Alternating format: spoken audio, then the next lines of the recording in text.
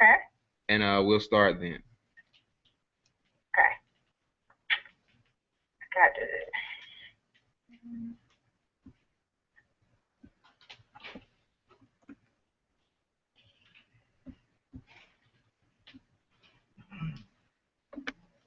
Kind of raised it, we can stream this.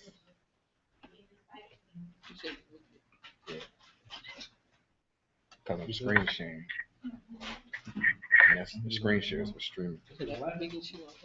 Huh? But her yeah.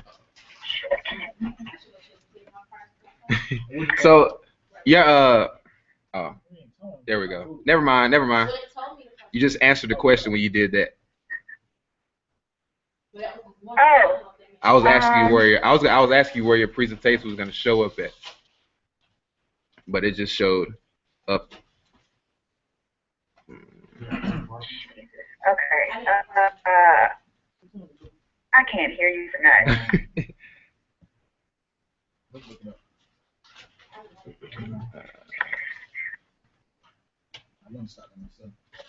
Why is it? So do you see me or my desktop right now? I see a little picture of you, a little corner video of you with your presentation. Oh, okay. Yeah.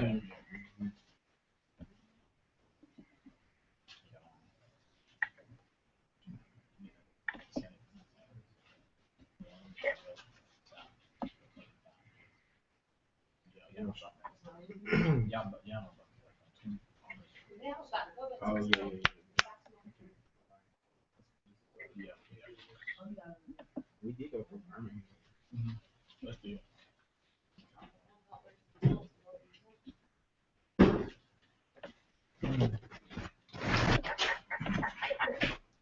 One sec. Yeah. All right, Miguel, you ready? Sorry about that. I guess you can't hear. Are we streaming through Hangout? Yeah.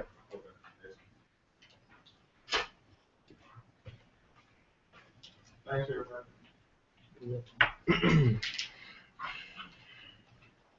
Y'all just let me know when it's y'all good? Yep. Okay. All right. So I wish I could disappear for good. Strike myself. All right. We're gonna go ahead and get started. I'm gonna try to recoup some time. It's 11 a.m. But today we're talking about how to plan for success and how to build the capacity of NBGSA through strategic planning and strategic management. So quick agenda for what we're going to do today. We'll be talking about some major definitions and some of the resources that I use to be able to create this presentation. We'll talk about why it's important to plan, to strategically plan. I'll give a brief overview of NBGSA structure, the strategic planning process. We'll talk about some major considerations before planning or before starting to implement a strategic planning process. We'll talk about what you guys can do specifically for NBGSA, a very tailored approach to creating an actual document. And then I'll do a very, very brief introduction to budgeting because we have limited time, and I'm going to make sure not to hold you guys long. Try to do some Q&A. I'm trying to think about how this is going to work best. I can't hear you very well, so if you got some questions, maybe just type them into the chat box, and I'm guessing we could save them to the end, or PJ, like, give me a thumbs up or something if it's something that we got to ask right this moment. Okay, cool. Let's roll. Our objective for the day is to understand the major purposes and the phases of strategic planning. It's also to connect strategic planning to NBGSA's mission, vision, and goals, and I believe you guys have already covered that in your transition week. We're going to look at some useful tools to develop a strategic plan policy document, and then we're going to try to talk about integrating budgeting principles into NBGSA's strategic planning process. Okay, so what is strategic planning?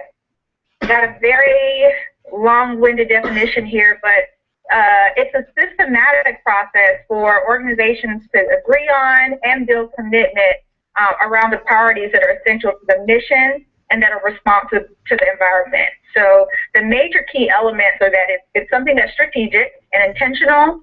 It's systematic and data-driven, and so there is a framework that we can borrow from to help guide our strategic planning process.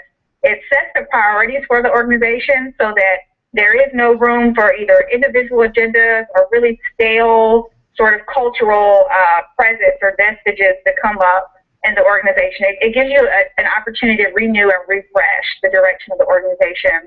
It builds commitment on a team, and then it guides how resources are acquired and allocated to achieve the targets of the organization. So one of the common threads that you'll see throughout the presentation is two main things. And one is resources, the other is mission and mission-driven principles, because that's the core of what it means to be a nonprofit organization. So my presentation is really tailored to the nonprofit status of NBGSA, as well as some stuff that I just know in regards to institutional memory. So strategic planning is related to other processes. You might have seen strategic planning when people are talking about long-range planning, which is usually 3 to 5 years out, guiding the direction of the organization. Business planning is another model that's used, but it talks about how you are going to transform your revenues into things that will have increased return. So trying to maximize or optimize a return on investment. And then operational planning is something that's usually like 12 months long. That's really what we're dealing with here today, since our terms are just 1 year. We're not doing a full-out strategic plan, but we are strategically planning for this upcoming year of NBGSA. The reasons that we do strategic planning is to facilitate a very clear understanding of NBGSA's mission and values. I don't know many people who can say just right offhand what's the purpose of NBGSA as it's listed in the Constitution. And that's a problem, especially among e-board members. Not calling out. I just remember my experience as an e-board member. We often lost touch of that. So a strategic plan helps to reinforce those, the mission and the values. It develops an information-based blueprint for action. So again, it doesn't matter who the individuals are that are leading. It's a blueprint that should be replicable year after year after year if it was necessary to do so. It sets milestones that can be monitored or measured, SMART goals. It creates a document that you can share with sponsors or stakeholders so that people know what they're investing in. And it improves the overall process for people to work together because it requires that you have buy-in and participation from all leaders. So prior to talking about the phases of, am I moving too fast? No. We're good? Yeah. Okay. So before we get started talking about the phases, I do want to just give an overview of what you guys know as well as me at this point, and that's NBGSA's organizational structure. NBGSA is comprised of an executive council. I say that because with a nonprofit organization, nobody really has the responsibility of ownership of the organization, fiduciary responsibility, et cetera, except the executive council. So although we have general and official members, we have advisors, we have all of these other structures in the organization, when it comes to the ownership of the organization, it is the executive council, which represents the board of directors. So it's comprised, I think, of 9 executive officers, presidents, immediate past presidents, all the VPs, treasurer, parliamentarian, historian. I think I got them all. The leadership team, though, is comprised of the executive council members, but also, additionally, the commissioners, regional representatives, and the advisors, or the advisory committee. The General Assembly takes another step back and includes all official members, but those that are present at the NBGSA. And then we have a staff dimension. Right now, I think NBGSA is still contracting with Walk-On Management. Yeah? Yes. Okay. And then there are other structures like special committees that are commissioned by the president or the VPs. And in the past couple of years, there have been state representatives. So all of these different dimensions constitute the actual structure of membership in the organization. And then we have the organization's timeline. So in the past couple of years, we've restructured the timeline so that the membership year and the officer service year are pretty much parallel. Membership and fiscal years run from June 1st to May 31st of the following year. The The officer service year is from transition meeting to transition meeting, which is usually June to June. And then intermittently, there are these major events like the annual meeting at the NBGSC. We have the quarterly meetings of the transition meeting. We have optional regional conferences. They're optional in the Constitution, but it's certainly a goal for the organization. And then intermittently, there are these teleconference calls or either sub or committee meetings.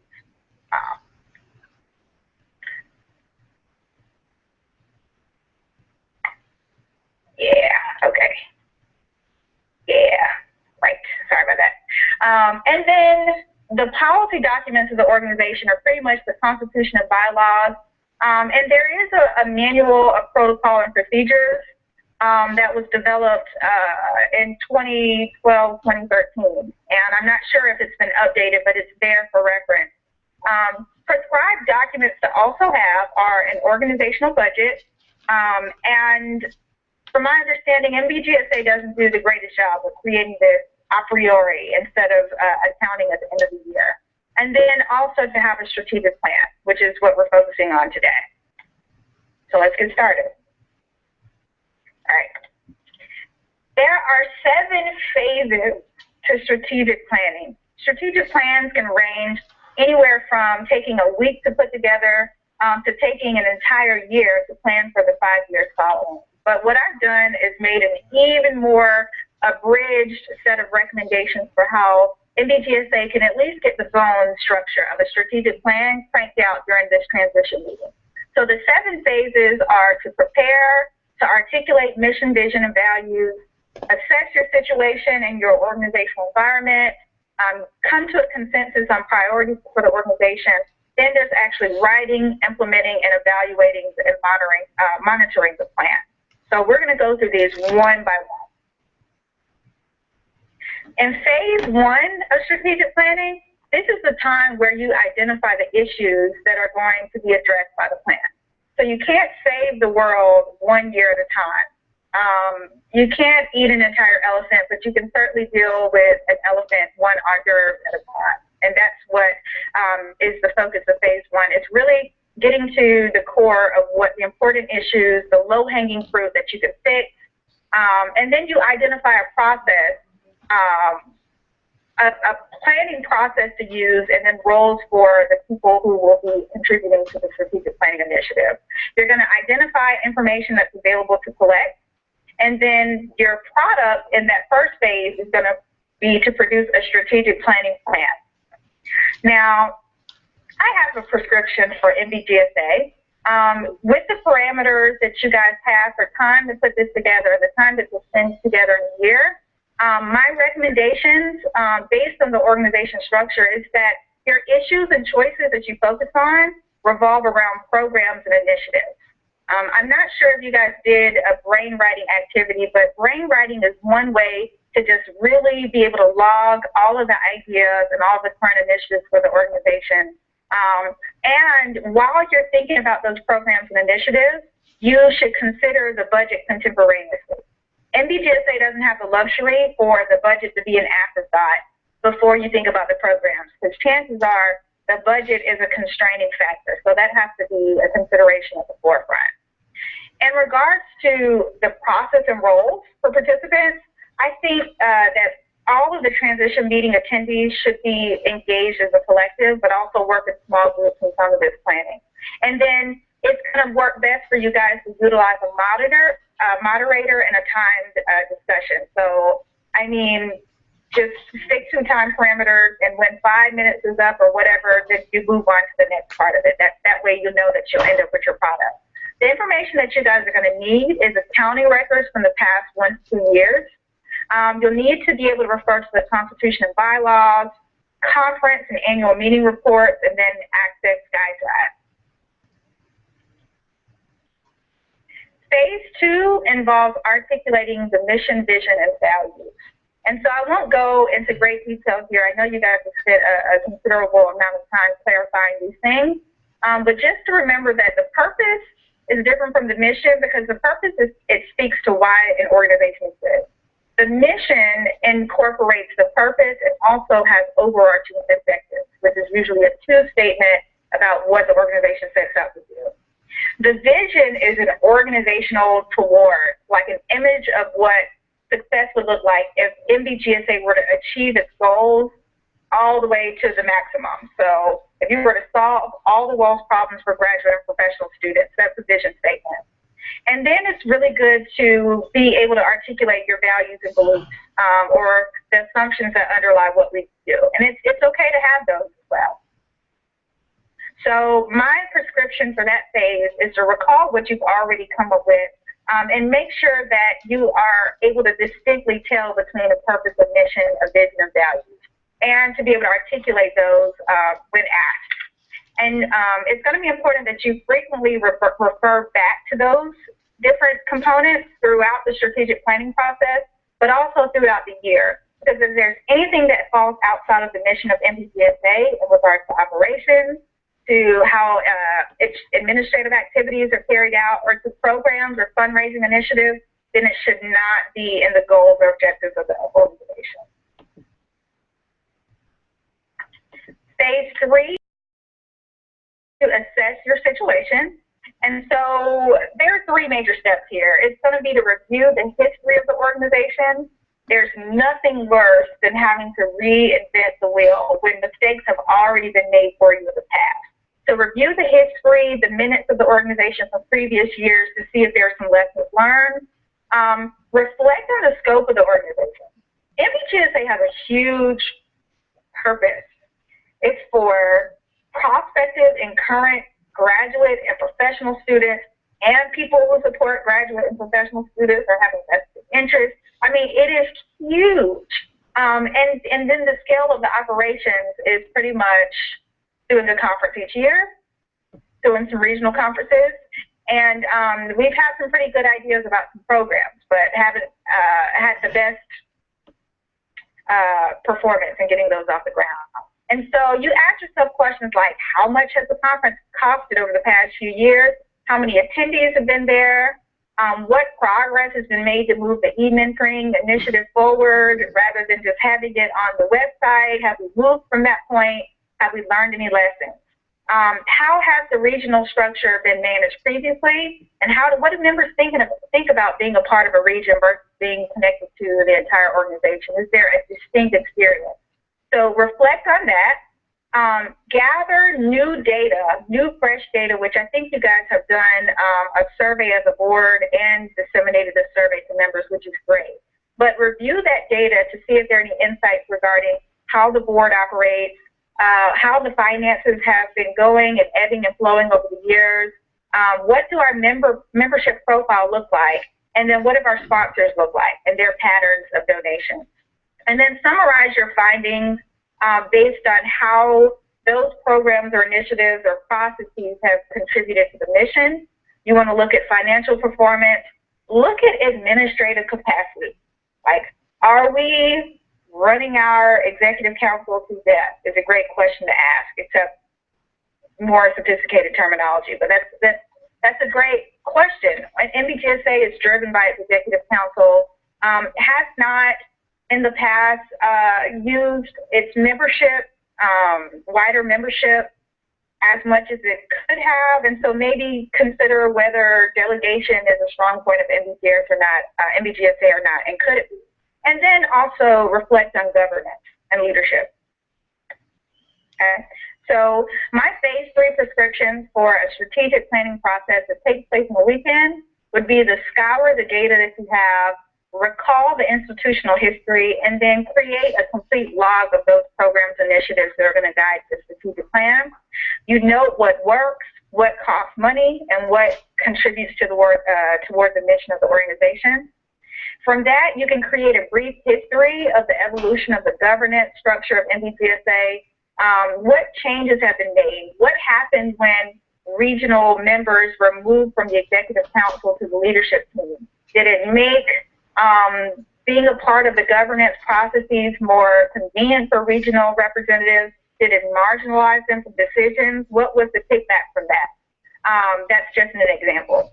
And then you can recall the issues and choices that you established earlier on to see if they still need to be central to the strategic planning process. Any questions so far? No, I think we're good. PJ? Do y'all have any questions? No. Okay. Okay. Can you Keep hear us moving. better? Can you hear us better? Nope. All right. As you were. Oh, are we gonna get these PowerPoint slides? Say it louder. Are we going to be able to get the access to the PowerPoint slides? Sure. I mean, that's helpful, yeah. Okay. Thank you. Okay. All right. So phase 4 is coming to a consensus on what the priorities will be. So with NBGSA being a nonprofit organization, again, those two important things, being mission-driven and being financially feasible and viable, are the top 2 priorities. Otherwise, there may be other types of corporations that are more conducive to what NBGSA is about. But since it's not a nonprofit, or at least I don't know if it's a 501c3, but I know it's nonprofit, then your priority should be determined by how processes or operations align with the mission of the organization, how financially feasible things are, how administratively feasible programs are or activities are, and then whether these things are viable or sustainable over several years. And so some of the tools that you can use to help organize that thinking are an organizational SWOT analysis, where you focus on the strengths, weaknesses, opportunities, and threats. I won't go into great details because, John, am I right? You guys are doing SWOT analysis? Absolutely. Okay. Yes. So I won't go into detail, but that's a tool that is useful at the organizational-wide level. What are the strengths of the organization overall? A more nuanced tool that can be used for evaluating programs or operations across the organization is this matrix called Compass Point's Bottom Line Matrix. And so this matrix has 4 quadrants. I'll show it in just a second. That looks at low to high mission impact and then low to high financial viability. So is this program going to have returns or bring in some revenue? Or is it inexpensive to run? Is this program inside or outside of our mission? And I'll think of some examples, or maybe I can solicit some from you guys. So this matrix makes making decisions about programs or processes really easy. It doesn't have to be personal. It's not subjective, like whether I want to do something or not. But at the end of the day, you can place or plot these programs or operations within these quadrants and then have decisions be driven. If the program has high mission impact, very relevant to the mission, and also is very financially viable, then it will be in the upper right quadrant, where you should continue to invest or grow that particular dimension of the organization. Contrastingly, if it's on the bottom left quadrant, that means it has low mission impact and low financial viability, and so you should consider discontinuing that particular program. And so at the top left, you see high mission impact, low financial viability.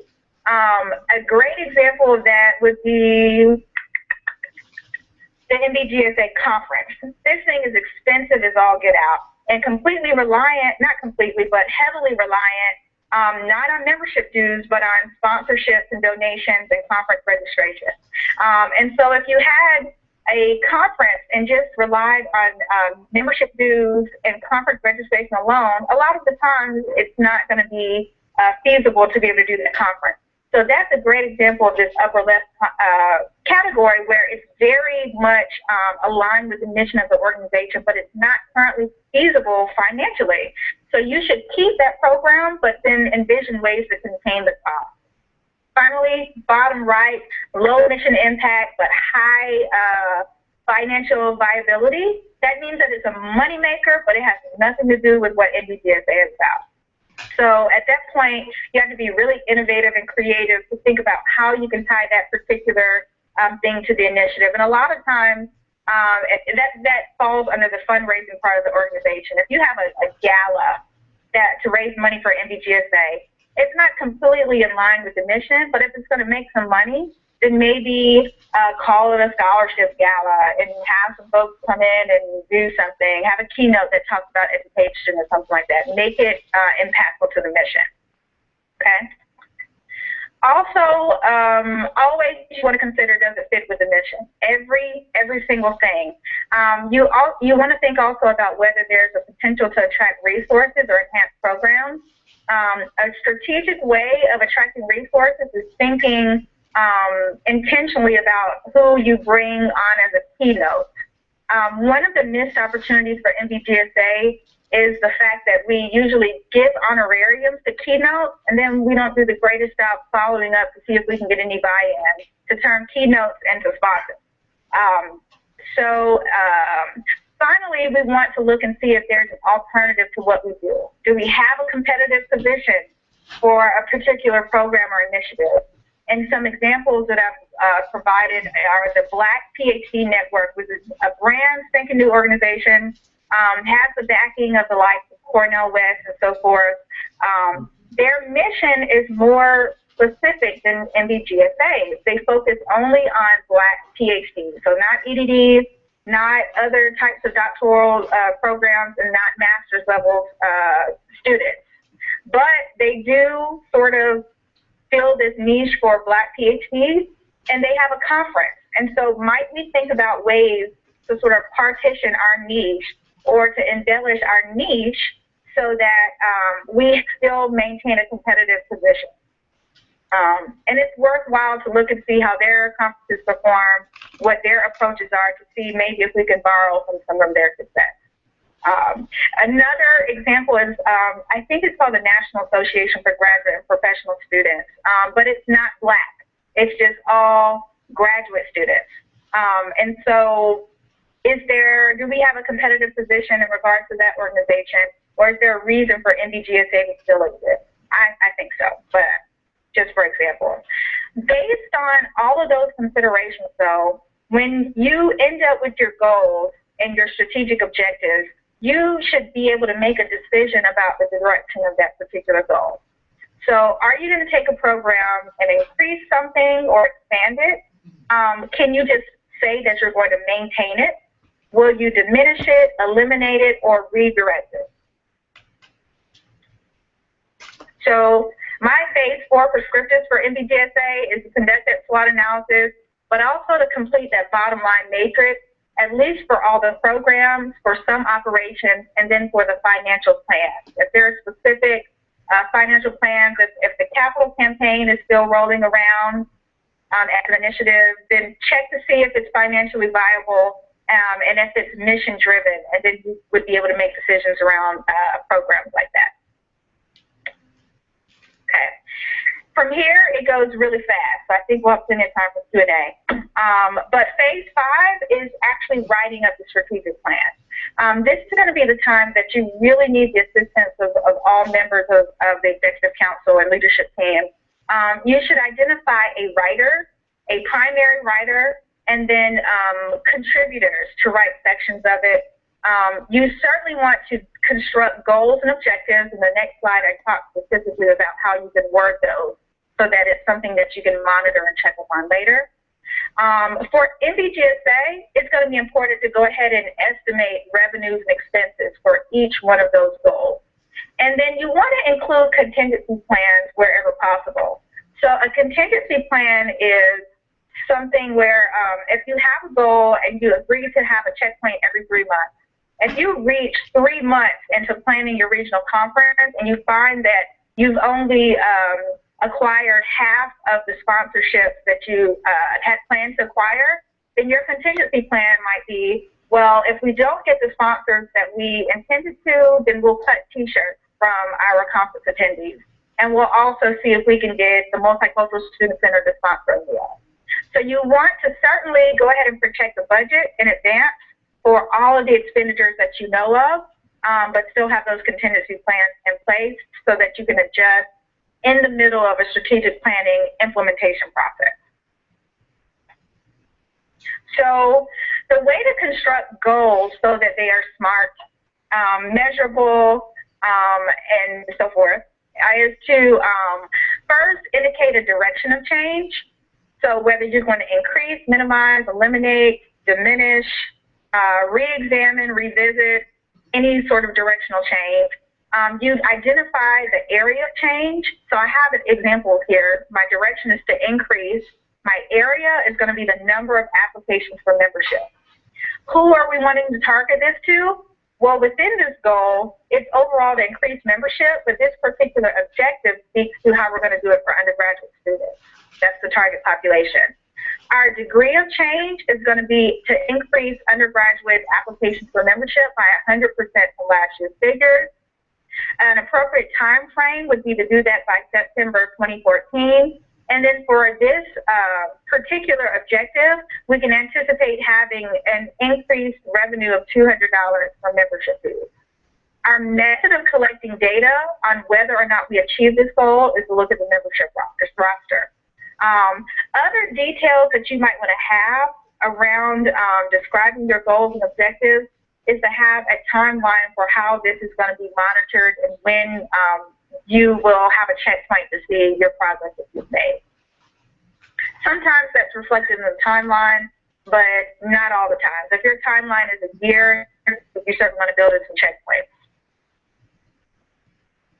Okay, so my prescriptive for writing the strategic plan is for NBGSA to include these sections. These are sectioned out so that maybe people can collaborate and work together on drafting them up. I have the most parsimonious type of strategic plan so that it's not a cumbersome, clunky document. It should be short, sweet, to the point. It's something that you can review very fast. So I suggest you spend about half a page on an introduction, a descriptive of your strategic planning process that is detailed enough that it could be replicated next year. And then a summary of what's included in the strategic plan. Maybe a description of what the objectives are focused on. If it's increasing or building the capacity of the organization, if it's streamlining the organization or professionalizing it, have some sort of buzzword so that people know what the focus of that year was on. Section 2 should be explicit and succinct mission, vision, and value statements. So don't, I'm not going to say what, okay. So in the Constitution, the purpose is in the Constitution right now, but there is this wonderful poetic language around the purpose right now that makes it really, really hard to put your finger on exactly what the purpose of NBGSA is. I would suggest putting very clear language where it's like a two statement in one sentence for each of these things. Well, there may be more for the values, but I have a half page allotted there. Section 3 is a page that covers a very brief history of NBGSA for institutional memory's sake, talks about the scope of the organization and the major priorities set through the purpose and mission of the organization. Section 4 should be just a quick half page that describes how decisions were made regarding the strategic plan. This reflects on the fact that the Executive Council was engaged, general membership was engaged, and then data was recalled in order to make those decisions. Section 5 should be a half page that lists the core strategies and goals, and Section 6 takes those detailed those core strategies and goals, adds more detail, and then lists the specific objectives.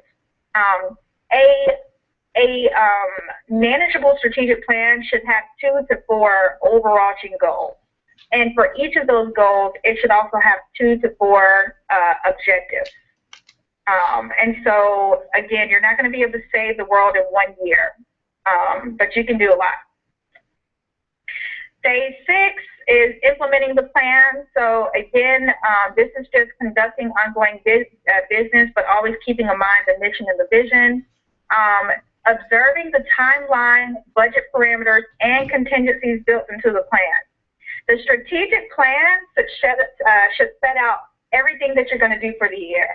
There should not be something that comes up 6 months into the program where somebody has this really awesome idea. It's like, hey, I think members should be able to have access to a discussion forum on the website.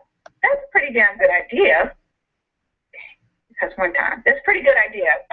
But if it's not in the strategic plan, that means it's not in the budget. That means there are no contingencies. That means we have not thought a priori about how this could impact other operations or other utility on the website. We haven't thought about whether it's going to confuse people when all of a sudden they log in and there's this discussion forum. People are not sure how to engage. So if it's not a forethought, then it's not something that should come up in the middle of the year. So stick to the plan. My prescriptives are to use organizational tools that document the decisions and actions and progress as they relate to the strategic plan. And so here, I just give an example. I started to type up a worksheet, and I might, if that's going to help. But an example of using a reporting structure for a teleconference call meeting where you clearly state a motion, but under that motion, so that people are not having to guess, you write down the organizational domain that it's related to. Is it administrative? Is it in regards to the finances or fundraising? Is it an operational motion, or is it a program that you are recommending, or a program that you're initializing that is from the strategic plan? And then you clearly demarcate what strategic initiative is addressed by that particular motion. You include the details that might come up in discussion, so you want to have information about the budget as it was laid out in the strategic plan or as it is updated based on the contingency plan. Also, any concerns that members might have in advance so that the discussion is already there. And then you have write out your anticipated progression of a strategic initiative. So whatever that motion or that action for the organization is should either advance something that's already in the strategic plan based on the timeline that's laid out. It should indicate that that strategic initiative is complete, or either it should update or revise something that's in the strategic plan based on contingencies that are already built in. But if you find, for example, that you have a strategic goal that is just not working out, or you get feedback from your organizational environment that is not even something that you can do, it's perfectly fine to update that. But it's absolutely necessary that it be documented in some way. And finally, at the end of that report or that motion sort of document, you want to have the organizational action. Tell whether the motion was passed, failed, tabled, terminated, or whatever. A great attachment to go into minutes, and what it does is set a blueprint. If somebody needs to come and do that exact same year, or to come look at an idea to see why it didn't work and what members had to say about it, it should be all right there in that structure. Finally, phase 6 is evaluating and monitoring the plan. And that just means establishing those intermediate checkpoints. You want to summarize the results at the end of the strategic plan timeline. A really, really effective tool for showing sponsors that you do what you say you're going to do. There is nothing worse than for an organization to say that they have a program or that they have an initiative or provide a membership benefit or do anything else that they say they plan they're going to do and then don't follow up. Like, it just loses buy-in, it loses the support of sponsors. It burns people out when they support year after year after year and don't see any change. So to have something like that in place, a summary of what has actually been done, would be an effective tool for raising money. You record your lessons learned from the strategic planning process, but also for carrying out the initiatives. And then you make sure to share those results with stakeholders so that people are aware of what you're getting accomplished. So a brief note on budgeting. Again, for each program or strategic goal, it's going to be important that you create an itemized budget. So there are a couple of dimensions that you should elaborate when you're creating a budget. You have a budget item. You should elaborate on what policies or what procedures or what human resource capacity is needed to carry out that particular program. And then, so you usually do that in form of writing a brief budget memo to either your officer budget or your program budget. So if I was to write a budget for the e-mentoring project, it might cost money to host the e-mentoring project on the web using some sort of software. It might cost some money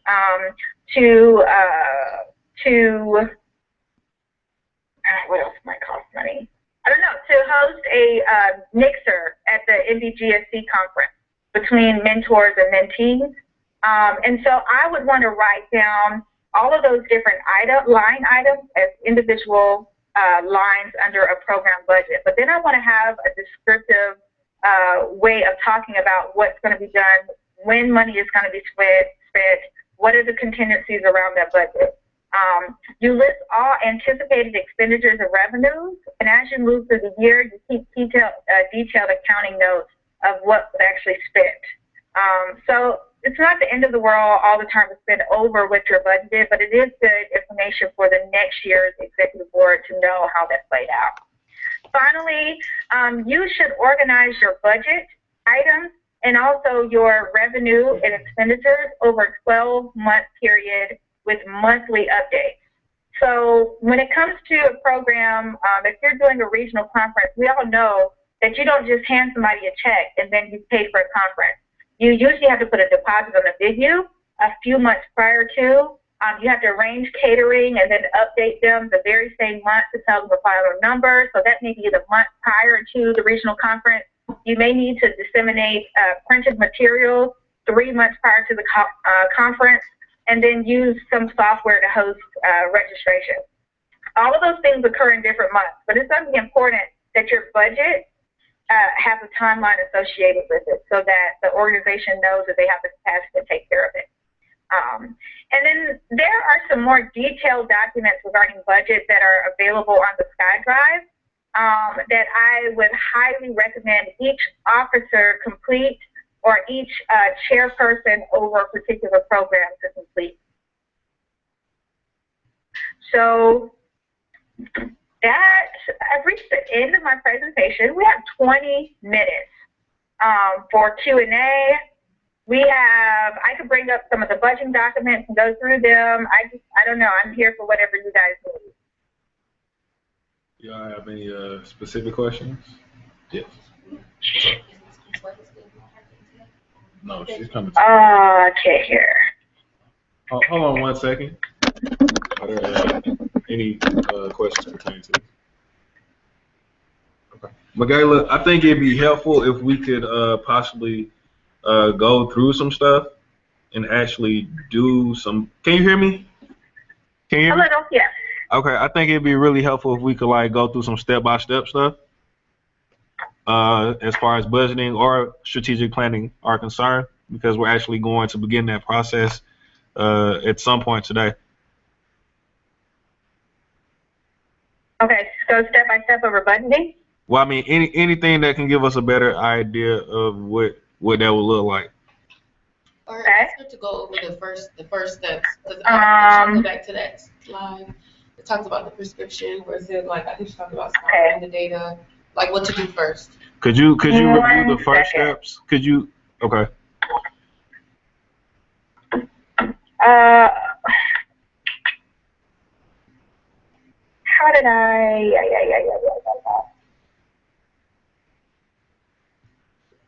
Can you still see my screen? Yep. Yes. Okay. I need that to go away.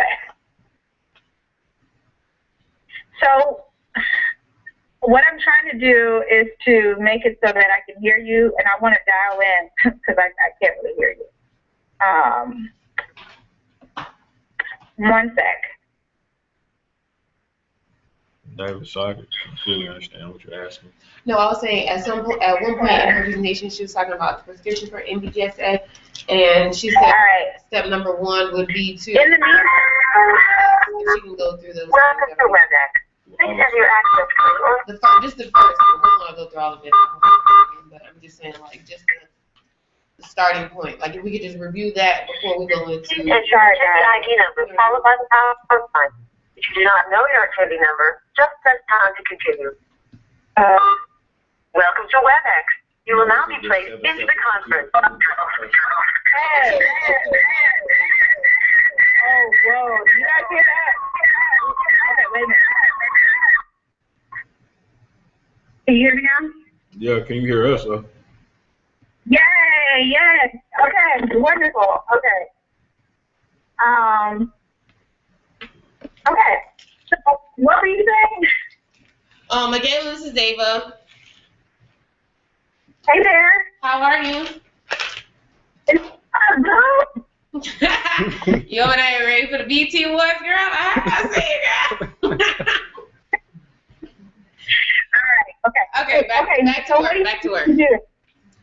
The question I was having is that if you can go over, at some point in your slide, you were talking about the prescription for MDGSA and like what are the first steps. Like I remember I wrote down one of them was like scouring the data, know what works, what achieves the mission, so on and so forth. So if you can start with that, and maybe if you can go with that portion so that we can actually work on doing those things for the remainder of the day, because I know we only have a couple more hours left in the day. But if we can focus on those things, and then so that we can, that'll guide our work for the remainder of the day. Okay, so at this point, can I take off my presenter hat and just act like I'm in the room there? Is that okay? Sure. Great. So, phase 3, let's see, is thinking about the history, scope, and scale of current operations, but looking at the data that you guys have from members, and then deciding on things that align with the mission, things that impact your financial performance, and things that are really feasible for an executive board to do. It's also important to think about the reputation for being set with its members, and has MDGSA been doing well at getting other people involved? My answer is going to be probably no. So, this is required that you have a list of the current programs with MDGSA, but I can tell you how I've experienced MDGSA, and it is that it doesn't have any programs outside the conference and regional conferences. Am I correct? Yes. Okay. So this phase actually goes by really fast because you can pretty much assume that not much has been done in regards to programs or initiatives, or even really providing a whole lot of membership benefits. And so if you guys are at a point where you can build consensus around the fact that that's an opportunity that GSA can build, then that may be one priority that you can set, is increase the benefits to members in some way by either providing programs or other types of membership benefits. I don't want to throw priorities, but I'm just trying to think about, I saw the survey, and so that would be like a programmatic objective. What I also the survey is that you guys have some administrative objectives that might be good to focus on. So I saw that you guys are very much interested in professionalizing as an organization and being more aware and more intentional about the mission of MDGSA as an executive board. Not a bad objective to have in terms of like administrative objectives. Miguel, if I might jump in, I guess my concern is that we're trying to take on too much for 1 year, and that like for instance, you said in the assessment that professionalizing the organization is an issue. We just talked about the fact the organization doesn't do anything outside the conference. So programs and initiatives is an issue. Branding is an issue. Nobody knows that MDGSA exists. You know, marketing and all that stuff is another major task. These are a lot of major undertakings for one executive team or leadership team during the course of a year. So my inclination is that we, as under the leadership of our president, that we decide what our focus is going to be for this year and carry that out, to a high standard and with excellence, and then allow the remaining, because it's not going to be done all this year. So we need to narrow our focus on whatever it is that we want to work on. Like if we're just talking about, if this board is just going to be concentrated on professionalizing the organization and those administrative tasks and so on and so forth, or whatever, then that is the focus of that's the focus for this year. And then, we make recommendations for the boards to come. But I guess my concern is just that we're just trying to it's like we're trying to be jack of all trades and master of none. So it's like we touch on so many different little things, and we don't get any depth in any one thing, so everything remains surface level. Sure. So this is, Dave, I think you're spot on when it comes, because this brings up commitment issues with NBC. It's very, very hard to take a small number of objectives and then to commit wholeheartedly to those and to nothing else. Because you have 9 or 10 or 20 really capable leaders that all have ideas about things that should be priorities for the organization. But at the end of the day, there has to be consensus built around just a couple things. And so, for example, it is the conference restructuring, rethinking, professionalizing, streamlining the conference planning process is going to be a goal, and then there are going to be objectives around specific ways to professionalize, specific ways to streamline, specific ways to increase the capacity of that conference. Like, that seems like it puts focus or priority just on the VP of conference, but it doesn't.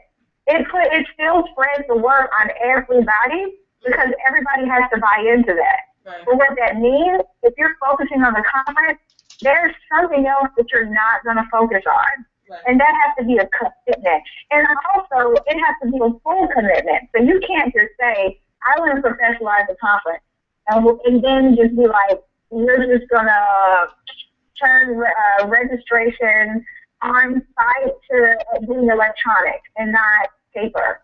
Like, that's not a full commitment. When you say, I'm going to professionalize something, that means, let me look at all the options out there.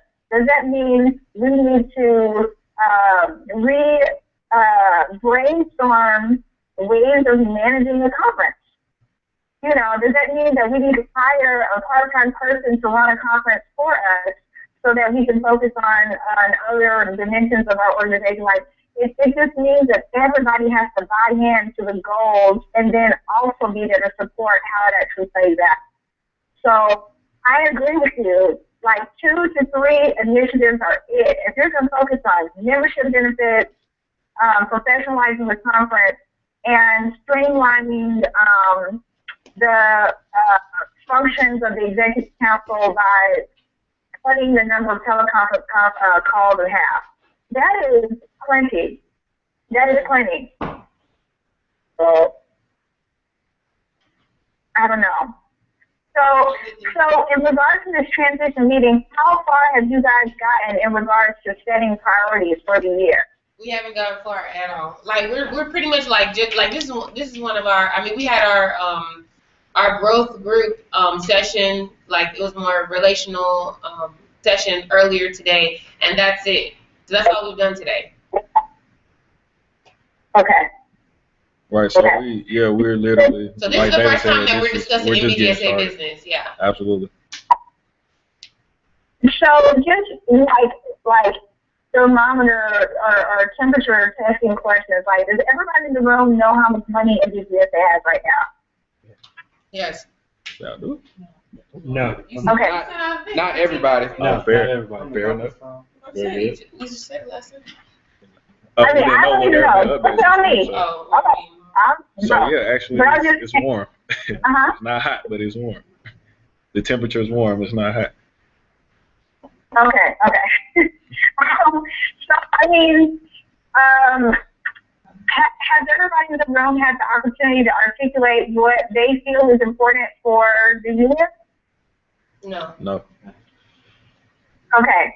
So, those are going to be some first steps that you guys need to take, is to at least have some sort of mechanism for knowing what is important to everybody. And then among the individual priorities of people in their positions, then you have to find some sort of system, even if it's just everybody gets 4 votes for a priority. And the ones with the highest tallies will be the ones that we will discuss in regards to setting priorities. If you can make a strong case for something that doesn't get voted on, then we can talk about that. But what we're not going to do is deal with 20 sets of priorities. Some sort of systematized process of setting an initial agenda for the year, for the organization. So there are 2 separate things going on here. There's a leadership vision that is definitely sort of guided by the presiding officer, but then there's an organizational strategic plan. that the entire organization has to be engaged in. And every single person on the executive board, as a member of the board of directors, has ownership of what that looks like.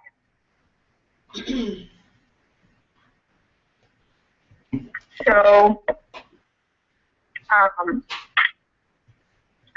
trying to see how I might be able to facilitate that, Okay, so, or if that's something that you should do in a planning session. But I know one way of getting ideas out is to do something called brainwriting, where everyone starts with a piece of paper, and you put your officer position on the top, or a particular program or something. Each person has 30 seconds to write their ideas, their concerns, or whatever about that particular officer position. Then you have to pass it to the right. And after you do that as many times as you need to, so that everybody has an opportunity to write down what they're going to write down, then it guarantees that everybody's had an opportunity to get their ideas out. That brainwriting then goes back to the officer, and the officer can make decisions about what they're doing in that position. But at least they have the feedback and input from all members of the organization. At the end of the day, though, everybody got voted into the position. You have to trust that people are going to do the job that they're going to do, and support each other in doing it. But it's got to be something systematized like that. Because otherwise, there are people in the room right now who feel like they may or may not have a voice, or that their idea will not be respected, and that's just by virtue of this dynamic, you guys just working together. But by the time that person gets people in the middle of the year, it'll be too late to bring the idea. So that would be my first way. So help me understand it again. So we put each position on a different sheet of paper, and then we pass it around the room. And what are we supposed to write on the paper? Each one of us, we write the question. What are the questions we're supposed to write? Questions, concerns, ideas that you have. So, TJ, you're the treasurer, right? Say what? So, I'm the TJ, VP Information Services. Oh, VP Information. So if I have an idea, I'm over here being, finance committee chairman, and I have an idea of what TJ should be doing in his position. It may be out of line for me to bring something up in meeting 3 on a teleconference call to tell TJ how to run a website. It really is out of line unless I join the communications committee for me to be bringing up ideas about how TJ is doing his job. It's a waste of time of everybody to do that. So if I'm not going to join the communication committee, let me just shoot this to TJ at the beginning of the year, and he can decide whatever he may want to do. If he picks up my initiative or my idea, then that's a perfect time for me to chime in on the conference about how I'm going to support it. But it's not appropriate to be doing that in the middle of the year on teleconference calls, just jumping in on other people's positions for how they're doing their work. So now would be the time to do something the same way. Yes, it's stuff on paper passed around 30 seconds at a time. Pass until it's typed. I like that idea. Okay. So I see you with about 5 minutes left. One, let me pose this question to the team. Are there any more questions or anything that you all feel you need a little bit more insight on? I'm hearing no responses or seeing none either. Yes, sir. Each region is supposed to have a conference, right? Mm-hmm. Do you guys want to get funded at all, or is it on the school? So here's the thing with that. Every region is not necessarily supposed to have a conference. Every region is supposed to have a representative whose main focus is on recruitment for the organization, as well as informing the region about what the organization is doing. Now, we've gotten into the habit of really hyping up the conference, but that's one way to meet the needs of that position. So as far as funding goes, now our financial situation is looking a bit different, and that would be one of the points that we would discuss during creating the budget and strategic planning. Do we want to have a conference? Because we don't even have regional reps in certain regions. We don't even have 2 reps. So do we want to push for a conference in that region? Would that be feasible? Would that be a good decision to make? And if we do decide to have a region in certain conferences now, a conference in certain regions now, How do we want to fund that? How do we want to support that? What is that going to look like? So that'll be something that we would discuss more so. Does that answer your question? Yeah, it does answer my question. Maybe I put the wagon from the horse because they told us this is summer. Right. We already saw playing. Which is fine. That's absolutely fine. I think, Now, I guess historically, looking back at just the records of the organization, the goal is to have a regional conference per region each year. Okay. Has that been funded by the organization? No. Okay. It is optional because like Miguel said earlier, it's not something that's written in stone that has to be there, but that's kind of like has come to be the expectation. And in the past, it has not been funded by the organization at all. So it's normally been funded by wherever the regional rep can get money from. So sometimes it comes from the organization, sometimes it comes from personal relationship. The money comes from wherever. And a lot of times people just volunteer to do stuff. And then the conferences themselves are money generators because people pay registration for the conference. So normally the registration is like $25, $35. Jessica, you had your hand up. Definitely. Okay, cool. So yeah, anything else from anyone else? All right, Michaela. Okay. Yeah. Yeah. What? Go ahead. What I just done is just to confirm that budgeting stuff is here on the Sky Drive. So it's in the finance committee folder where there is a budgeting basics presentation. There's a sort of template that you can drop a organization in. There's a budget, and then there's a sample budget memo. So that stuff that I talked about earlier, it's all here. Okay. And Michaela, we still haven't had the opportunity to go over accessing OneDrive or anything like that either. So, people might not know what you're talking about. It's on the agenda, I guess, for later on today or tomorrow. Yeah, we're gonna talk about it. But so the takeaway is that we do have access to these budget planning documents.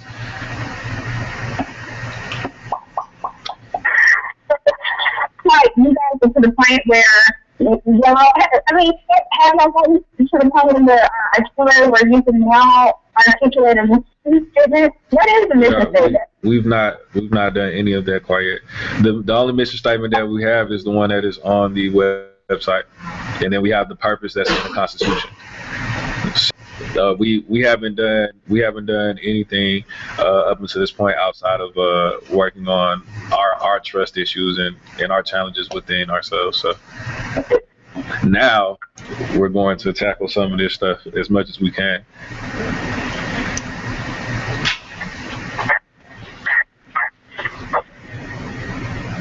Hello?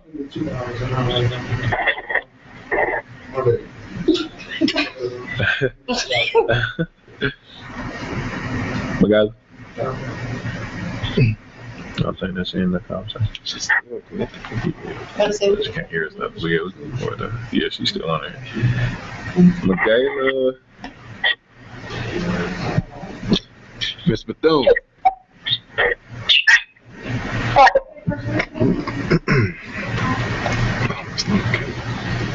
Alright, y'all.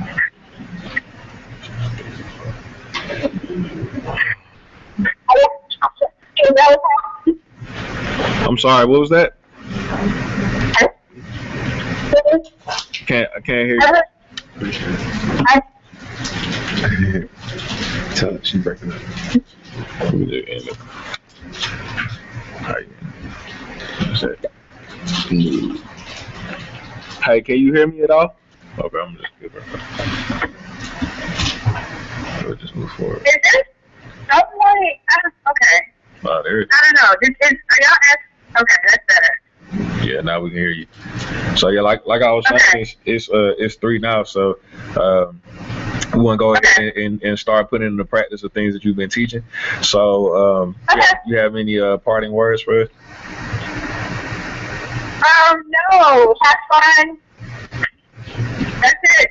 Enjoy the lecture.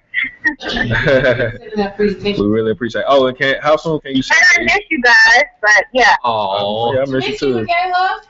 And how soon can you send those presentation notes in the presentation? I'll go ahead and email it. Where should I email it?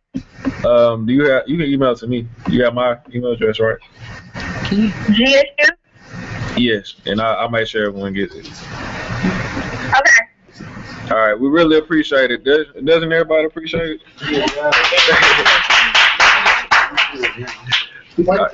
Thank you. No problem, guys. I'll talk to you later. All right, bye. Okay. All right, Michaela. Can you tell us screen share? Yeah. Okay. Cool. I thought I was like, Okay. Cool. All right, everybody. Man, it's been something else today, right? It's been Can I get a productive. Very productive. You feel it's been very productive? Does anyone relate to what he just said? About being productive? Yeah. Yeah. Okay. So right now, my goal is to kind of get a gauge of where everyone is at, and then we can kind of make a decision on where we want to take this thing for the rest of the day. So now sometimes we know we're not always on time, but of course we've been in time today, right? So with can you need to bring It's it right up? here. No, not that. Which one? It's a Word document, the agenda actually, so we can Alright. take a look at what we have to do. There's a lot of those. One, yeah, that's the one. That's the one. Okay. So yeah, what we're gonna do right now is just take a look at where we're supposed to be, where we are right now, what we absolutely need to get done. We can kind of discuss that. Have a brief discussion.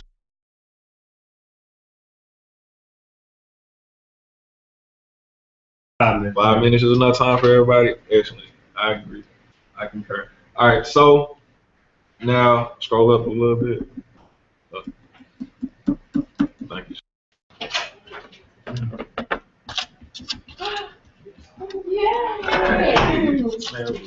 All right. That's it. Okay. So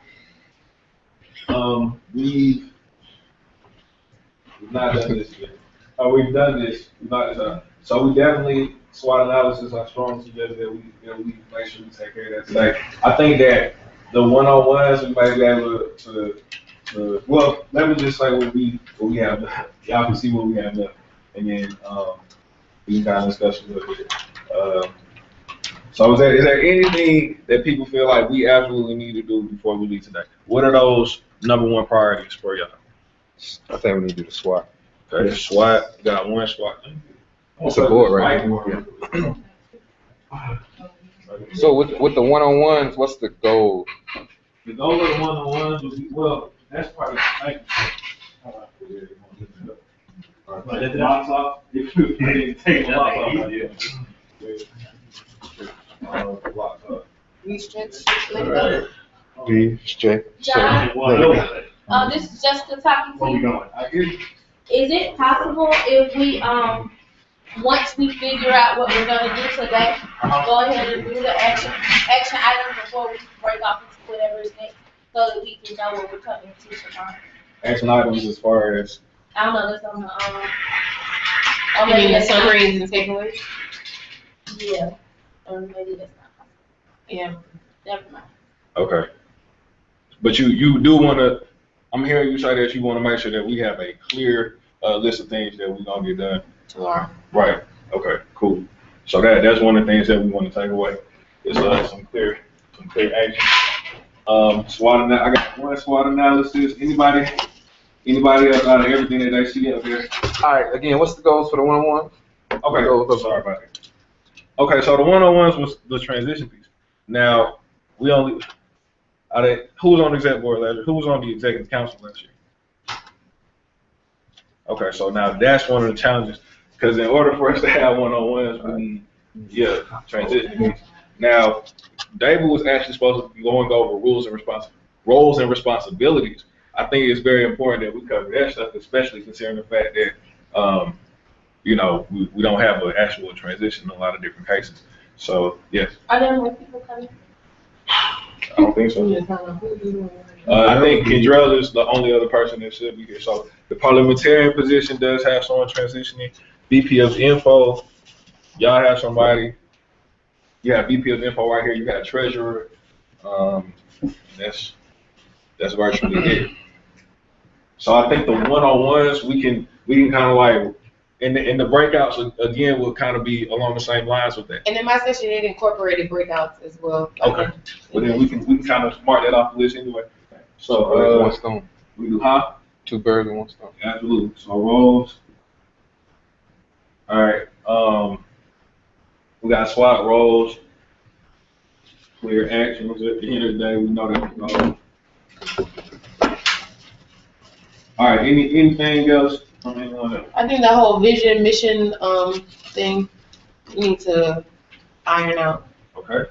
Okay, the building our vision and strategic planning session. I'm sorry, what was that? Building strategic Building planning. our vision, and Good idea. David was saying in the strategic planning section number 2, that seems like they made.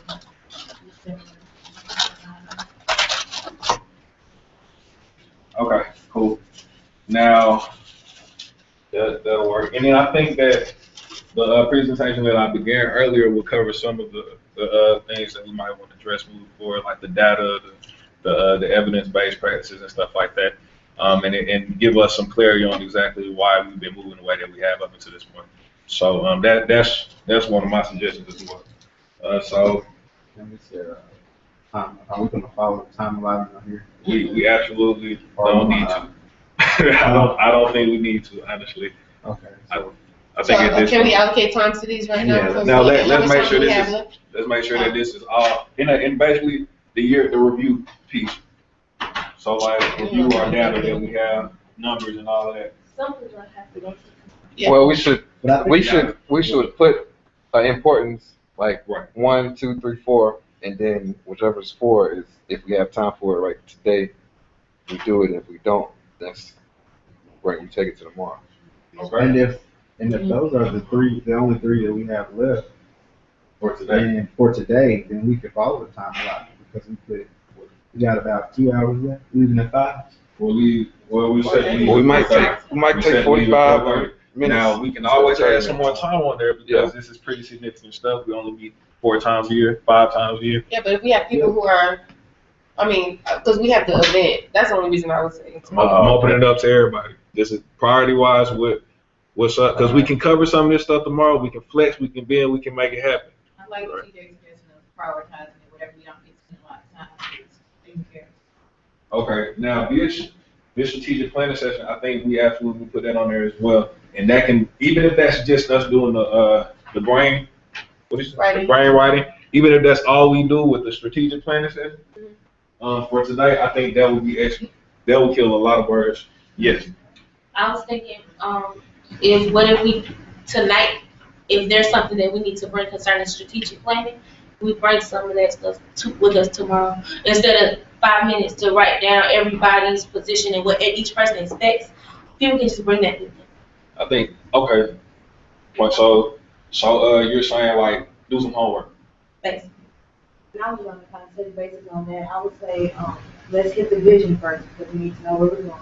And then, with the strategic planning, I say we do the homework as far as we do that now, and then go home and say, okay, this is what I need to work on as, you take the paper, whatever position that you're getting. Then you come back and say, well, I can do this, and then we could probably do that while we're doing something else. So Does that now, make sense? I don't follow. With The last part you said. I'm saying when we passing those papers around, Mm-hmm. and you saying that's gonna take 5 minutes, I would say we can probably do that while we're focusing on something else, because I don't think that's gonna take more concentration for us to actually pass papers around for each position. I actually want us to be very engaged in that. So I think the homework is a great idea. We can come back fresh tomorrow, and the first thing on our minds is how we can make the organization better.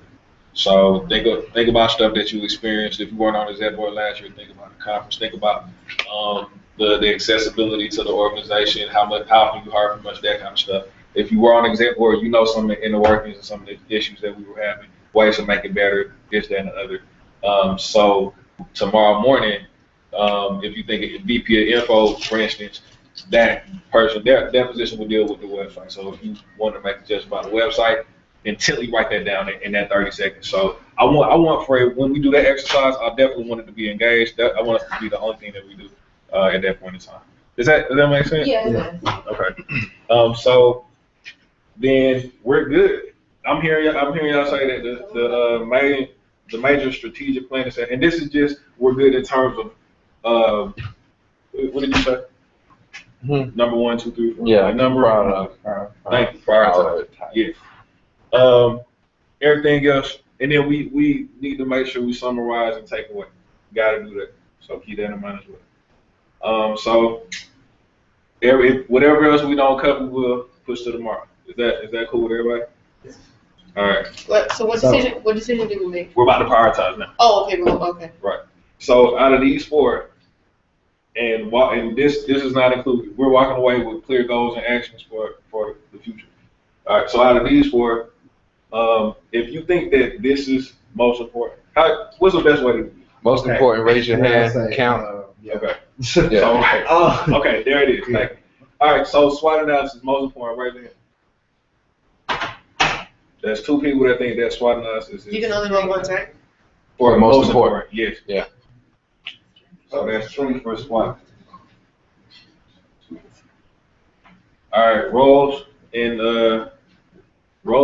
responsibilities. Most important. Raise your hand. That's right, that's good, huh? All right, vision, most important. Like everybody else. Did you? What's up? No, I was about to voted say, already. No, yeah, but I was about to say we can't do a vision without a SWOT analysis. Right. So that has to be the first thing. Okay, we can do rationale. We can vote now. Do rationale. You said what? You can't do. I was saying, like, how can you create a vision if you don't know what your strengths, weaknesses, opportunities, and threats are? Oh. Now, that's not. I don't personally. I don't think that one. Are we just discussing the vision that we? I mean. So the SWOT analysis will be more for.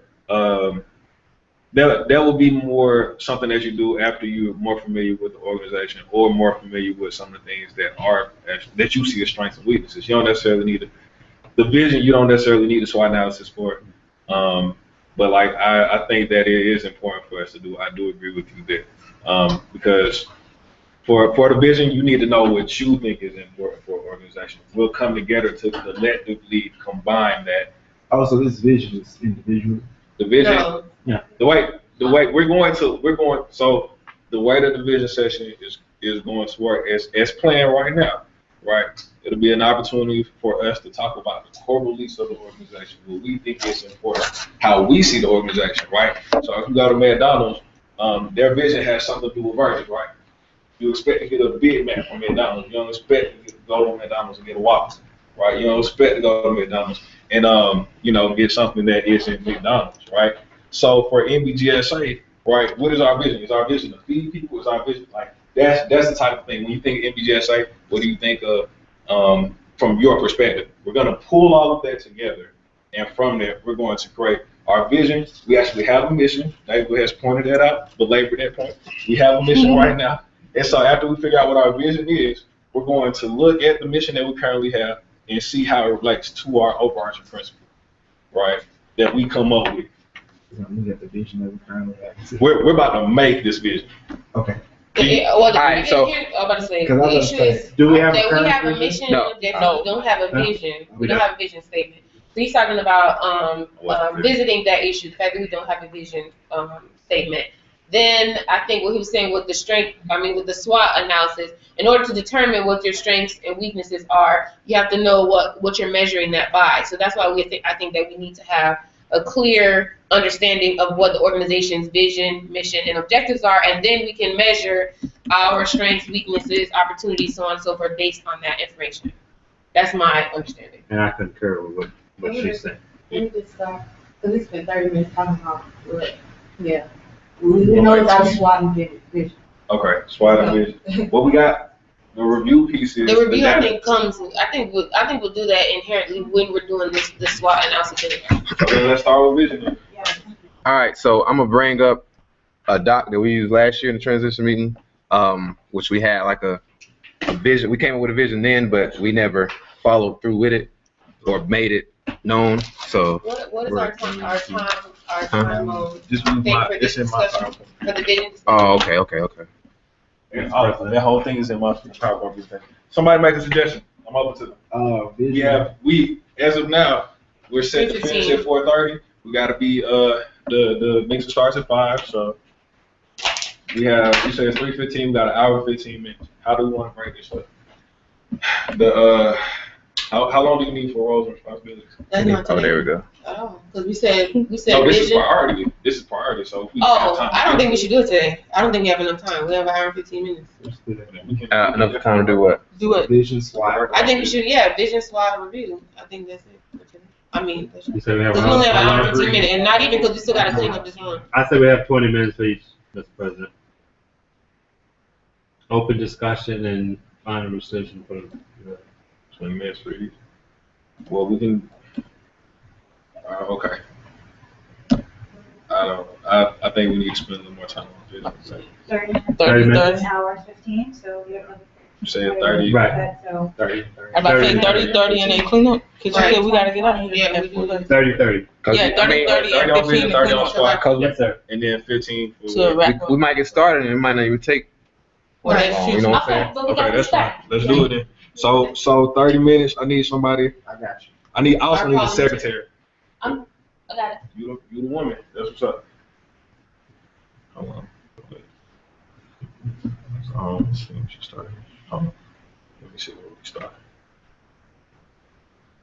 Okay, so look, we basically did this exercise at the last, and we're starting officially now. All right, so we did this exercise at the last transition meeting in June, right? And this is what we essentially came up with. Mission somebody want to read that? I've been talking about. The mission of the National Black Graduate Student Association shall be to enhance the personal, professional, academic, and social development of its members. All right, and the vision. The purpose of the National Black Graduate Student Association shall be to primarily serve the needs of university graduate and professional students and faculty and staff of African descent. Okay, so that's the draft vision and mission that we came up with as a result of doing this exercise last year. One very important piece that I want to bring up is the fact that we want to make sure that we hear everyone, that everyone is able to align the things that are important to them with the organization and vice versa. And now we have an opportunity to do that as the leading team in the organization. So, real quick, how did you all feel? Just throw some words out. How did you all feel before this morning, before we did the growth group this morning? Just throw some stuff in. You felt fine this morning before we did the growth group? No. Not necessarily. All right. So who felt better after we did the growth group overall? Right. Who felt heard? Who felt more of a group, more union? Right. Absolutely. So right, there's power in that. There's power in coming together and making sure that everyone's thoughts and opinions are heard and respected. So that's why I think it's very important that we do this exercise. Even if we come up with the exact same answer, I think it's helpful to make sure that your thoughts and opinions and concerns are voiced and heard. Are y'all cool with that? Yes, sir. Clicker stopped working good. Oh, cause I took it off. Go ahead, it should work. Appreciate it. Felt real cool that I did it. All right, so.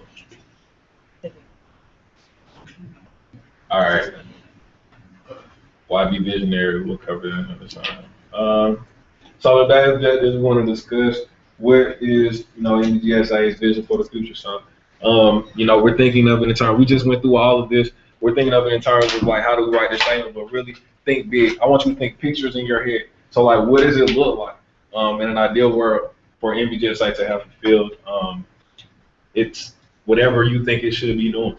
So how does vision impact our work today and help us set goals? We won't necessarily get to that today. And then how can MBGSA develop a culture that ensures the vision and goals are fulfilled? That's ultimately what we're working towards. Branding is a major issue. Y'all know how I feel about that. I know how y'all probably feel about that on some levels. But the way to do that is to make sure that the outside matches the inside. You have to start on the inside. Creating that culture and our brand will ultimately come as a result of that. So how do you connect vision and mission, or how do they connect? We feel pretty comfortable with this stuff, or do we need to I'm just going. Right.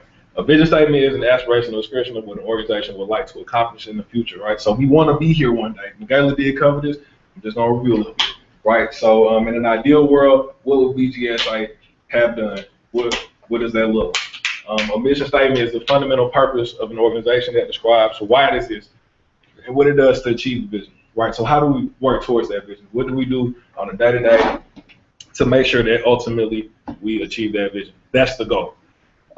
So this is actually the purpose that's in the Constitution right now, right? That's another a challenge that we have is consistency, because we actually have a mission and objectives online, you know, however it's not in the Constitution. Our purpose is in the Constitution. So the major purposes of the National Black Graduate Student Association Incorporated shall be to serve as an association among students of African descent who are enrolled in graduate and professional schools, and to provide a support network whereas these scholars, students can garner and direct their individual as well as collective, blah, blah, blah, blah, yeah. a bunch of stuff, right? So what is a vision statement, right? So as we begin to break off in groups, work 2 and 2, to create something special, right? A vision is a guiding image of success, formed in terms of a contribution to society. It answers the question, what will success look like? So, you know, initially in my initial presentation, I said, how do we win, right? How do I win? How do we win? Those two things are going to be very important as we discuss this. I need for you all to think about what is winning for me in this organization. What did you come here for? What do you expect to get out of it? And then in addition to that, a great way to connect that to the vision would be, what would it look like if NBGSA was providing that need for me? Does that make sense? Okay. So identify the organization's core values and purpose. Showcase your organization's view for the future, a vision for the organization's effective outcomes on society, right? This vision is not supposed to be extra specific. Align all staff and leadership, and it should link to daily priorities, right? So we want to make sure that the statement inspires and energizes. We want to mobilize with the vision. Serves as a guide in all aspects of the business. So we always consult. We always go back to the vision, always go back to the mission, and consult with it. And then it can be recited and personally interpreted by the entire organization. So I love the fact that it was so simple. She said that Facebook's vision or mission rather was to connect with people. It's just that simple, right? It doesn't have to be honest. It doesn't have to be a lot of elaborate, but it can be straight to the point. All right, so these are our sample visions and missions of National Society of Black Engineers. Now you want to knock that out? You only have to look at it. The mission is to increase the number of culturally responsible Black engineers who excel academically, succeed professionally, and positively impact the community. The vision is a global network of Black engineers, scientists, and technologists fulfilling NSBE's everlasting burning desire to achieve success in the competitive society and to affect a positive change on the quality of life for all people. Okay, excellent. Thank you very much. And you know, as you can see, NSBE is an organization of students, just like we are. Excuse me? I said the largest. Thank you for that information. The largest student-run organization of students, right, in the world. Cool. That's kudos. So we have an aspirational organization. We have something to work with. All right. We already went through that. So, ideal world, right? What would a perfect world look like? What would a world that no longer needs our organization look like, right? So in counseling, the profession that I'm in, right, we say if you do your job well enough, you'll work yourself right out of the job, right? So if NBGSA does what it's supposed to do well enough, what would that look like? What would it look like if we were successful in doing what it is that we're supposed to be doing? All right, and then for instance, vision of ASPCA is the United States humane community in which all animals are treated with respect and kindness, right? Shelter Inc. is working to realize a vision, a home for everyone, right? So understand that it may be something that we never worked toward. I mean, we never actually achieved this vision. It may not be real for us in our lifetime. It's something that we're constantly working on. So I mean, how does that phone go? If you reach for the stars and miss, you hit the moon, right? Yeah, so you still better off than when you started. So that's the idea there. Like, we're constantly working towards something. All right, so here's the exercise. Break off in twos or small groups. How many people are here? 1, 2, 3, 4, 5, 6, 7, 8, 9, 10, 11, 12, 13. Cool. And I just jump on. But yeah, we can break off into groups of 2. I think it'll allow for more channels of suggestions and ideas. And then Dr. Turner, see, you're always welcome to chime in, you know. So these are the questions that we want to address. What are NBGSA's core values, purpose, and ideology, right? And then what are 3 or 4 big key problems and issues that NBGSA is working to address? How will these problems be addressed? All right. How much time do you think we need? About 10 minutes, good? We got 20 left. 5. We still have more. Okay, now we still have more to do. I know you have 20 minutes. So we got 20 minutes left? Yeah. Okay, hold on, let's see how much. Actually, so all we will have to do at that point. I'm sorry, and then we can, wait, so yeah, the first level is one-on-one, right? And then we open up for discussion. Is that what I said? I Do the open. I say we'll do, let's do the open. All right, is everybody cool with that? Someone make a motion. I'm just saying. I motion that we do open I discussion. like that you practicing, brother. I like that. All right, so secretary, cool. You want me to write something on the board so we have, because I'm a visual person. All right. So just to be clear, a vision, difference between vision and mission. Vision is who or what we want to be ideally. Mission is how we get there. Is that the long and short of it? I think that's beautiful. Okay. So, you want to start by answering this first question? Core values, membership, support, It's not. awareness. Wait, Some you of got it's right. It's not. Membership. Membership. Oh, my bad. I heard you, but I didn't talk about it. So, Hold on. so let me ask this. When you think of your core values for yourself, what would those be? Like, what are things that you value most as you, for instance, as an individual, right? Where you spend most of your time? Where you spend most of your energy? What are the things that you absolutely value most? Writing, I guess, I suppose. That's something that's important to you. Right. So that's a value. Excuse me. Now your core beliefs, right? You believe in writing? Yeah. Would you say that? If somebody asked you, what you believe in writing? Equality. I don't know if they would want me to elaborate more on that, but yeah. So now when we talk about core, when we talk about things at the core level, I heard you say value. Equality. I heard you say, okay, equality. Okay. So I think that's more along the lines of what we're talking about when we're talking about value. Or when we're talking about, even when we're talking about core beliefs, when we're talking about values, when we talk about ideology, your way of thinking, what you believe to be true of the world. Like who here would identify themselves as a Christian? All right. So then you believe in God, right? So assuming that you're a Christian, you believe in God, one of your core values is spirituality. Is religion. That's something that's important to you. Would you like? Oh, you're asking me. I'm asking to everyone. Yeah. All right. So with respect to the organization, right? What are some of those core values and things that we have black in our name. We're graduate students, so things like academia, right? Things like stuff like that. I say creating a space for black scholars, like a space that's only here for black scholars. So community. Yeah. So I have quality community. Can we also say awareness? Because we mentioned earlier that a lot of people don't know about it. Awareness, equality, community, Advocacy.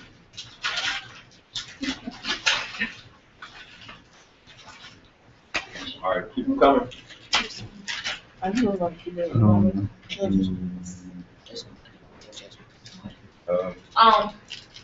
So support, is support one or that include the community? Yeah. I think you can throw it up there as well. Support I'll there. support there. Yeah, So what I was saying was to include that. We can decide on that. I think you can. Yeah. Can you have a community without support? Can you have support without a community? Yeah. Oh, Okay, so do y'all think no, that we is have a like, mission.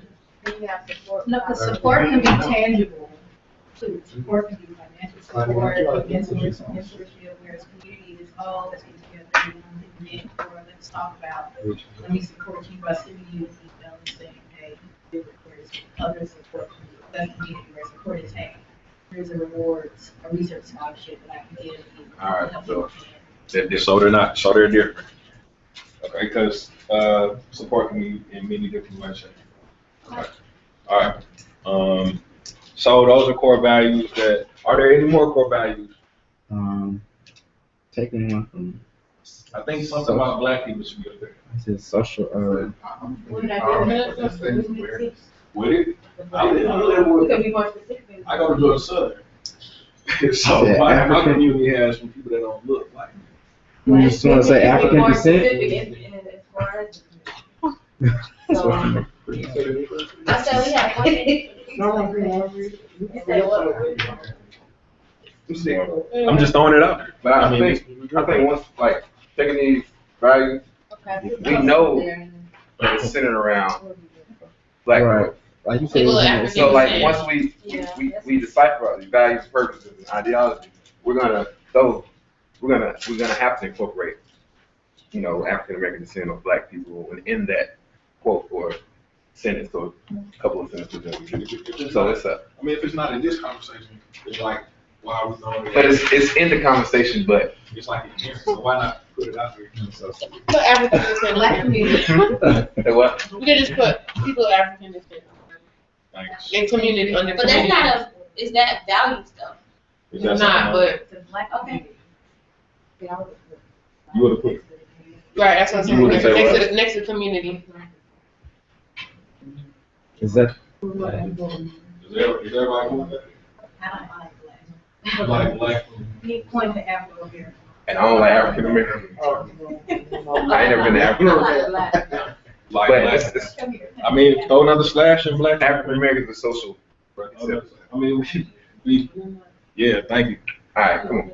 All right. Let me, Right, that's why you said Yo. black. my question is, you differentiate with them being from a historically white institution or from a HBCU? Nah. You would have put them there, right? No, Yeah, you want to put them there. Nah.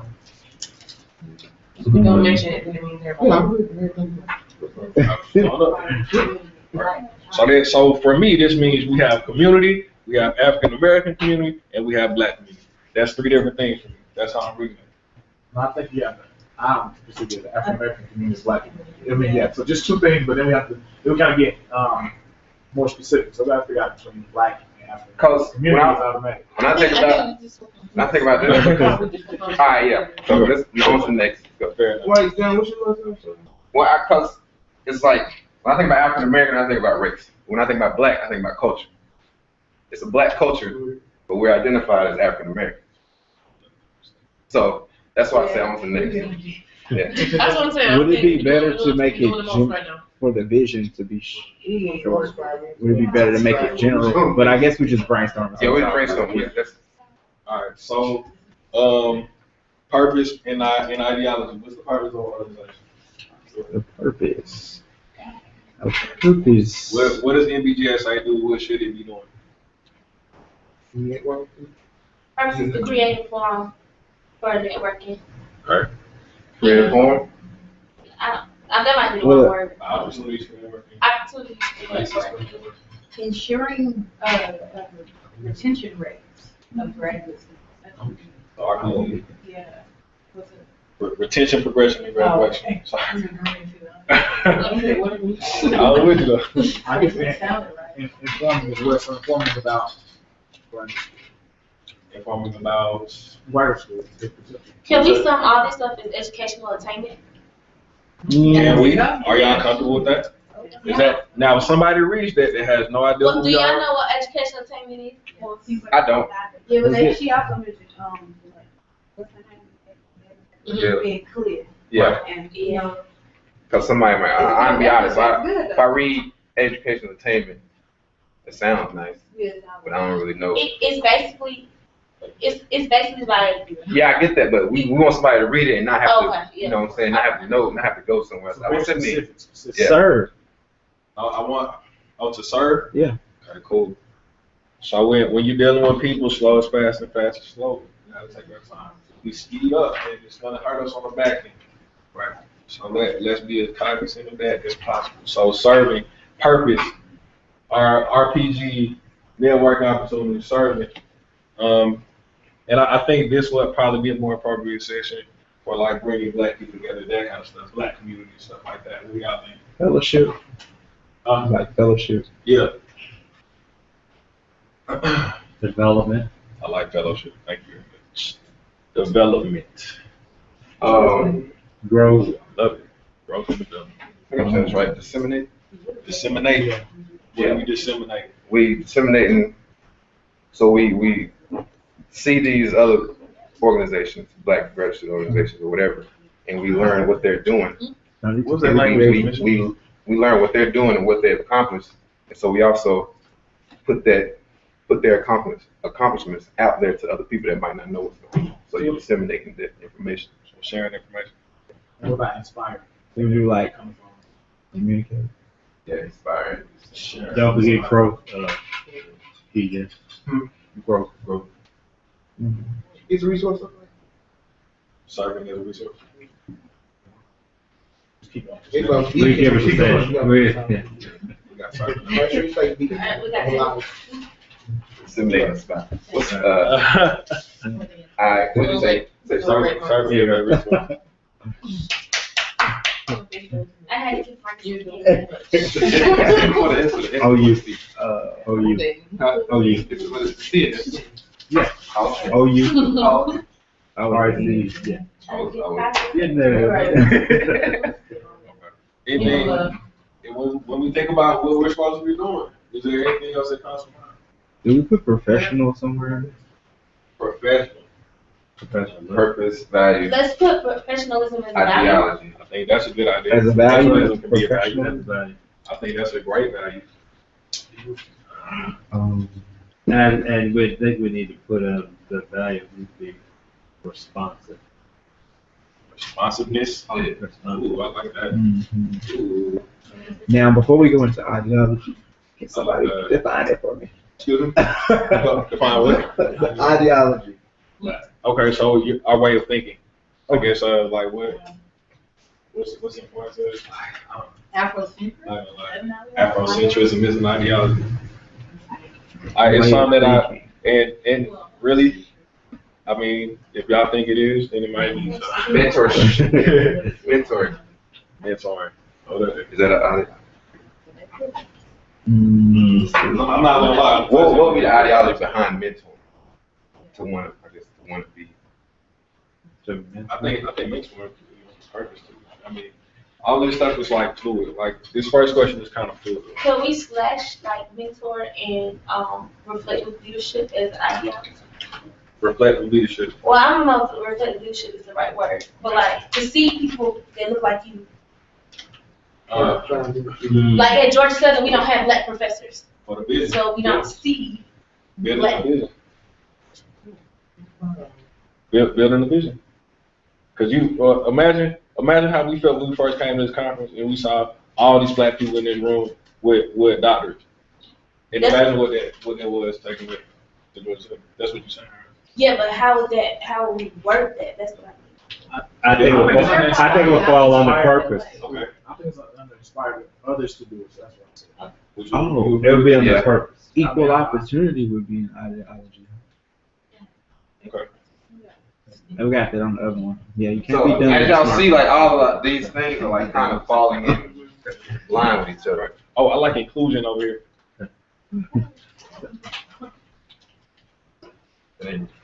Access. Where Providing access or creating access, like Inclusion. I think for purpose. Yeah, I say inclusion. Okay. Yeah. I like a purpose for. I think my suggestion for purpose would be. Dang, whatever I just said. access, Thank you. providing. Creating access. Yeah. That's another. I mean, Yeah. Right. Anything else? I know the ideology piece is a little fuzzy. I'm a little fuzzy on that myself. So if anyone wants to clarify, cool. If not, but Do y'all know what we put last year for ideology? no. Anybody? No. Well, we was all like the only ones. Well.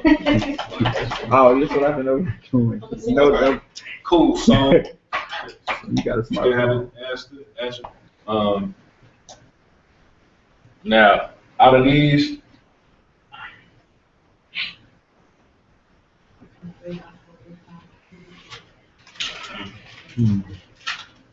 Let's think for a second. What on that board can we combine? Providing access and resource, definitely. And Access and resources. because if we're a resource, and also disseminate information and inspire, like that's all kind of, that all goes under support. We send out information for people, we can send out information for people to get jobs, about the conference, about, success stories and inspiration, scholarships, so all that kind of falls under support. With those bottom three. Is everyone I think that should go with serve as well. That's serve. support and serve? So serve kind of is a purpose and a value to me. Are we doing all this for vision statement? Yes. Okay, because I'm having trouble, because these seem like things more for the mission and the objective, not so much for the vision. So that's why I guess I'm just a little bit confused, because I see the Afrocentric portion that corresponds with the vision, but just in the examples of what I see, vision statements are, like is what you, in the ideal situation, what does NBGSA look like? Or what is it in total? So, like we're talking about, some of these things are like things that we do, that we should be doing. So that's not necessarily who we are. So I think these are more for the discussion of the mission and objective and stuff like that. I don't know if I'm off. Okay, I get what you're saying. So maybe like the list. Yeah, this is not saying who we are. Right. It's saying what we're gonna do. It's based saying on what who we are. think, right, Yeah. what we think, what we do. So who are we? So yes, okay. So do you agree that this information might help us? Well, No, yeah, might it's inform us Yes. as we practice. Okay. Well, so yeah, great point. Is everyone in agreement? All right. Can you go back to the next one? And I think that's exactly what it was, because I think, David, you made excellent point. That first question is more so related to that. So would our vision be something like, Well, the second question is, are y'all done with this one?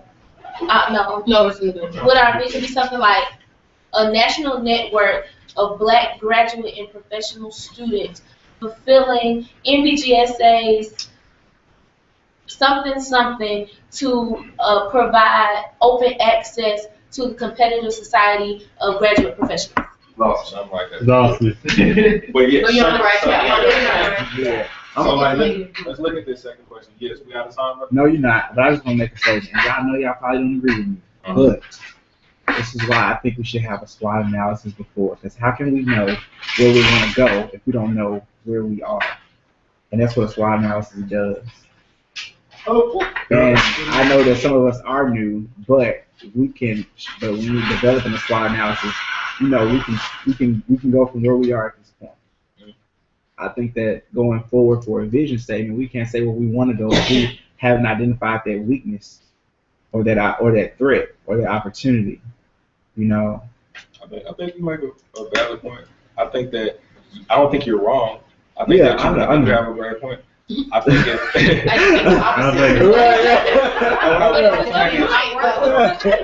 You're not wrong.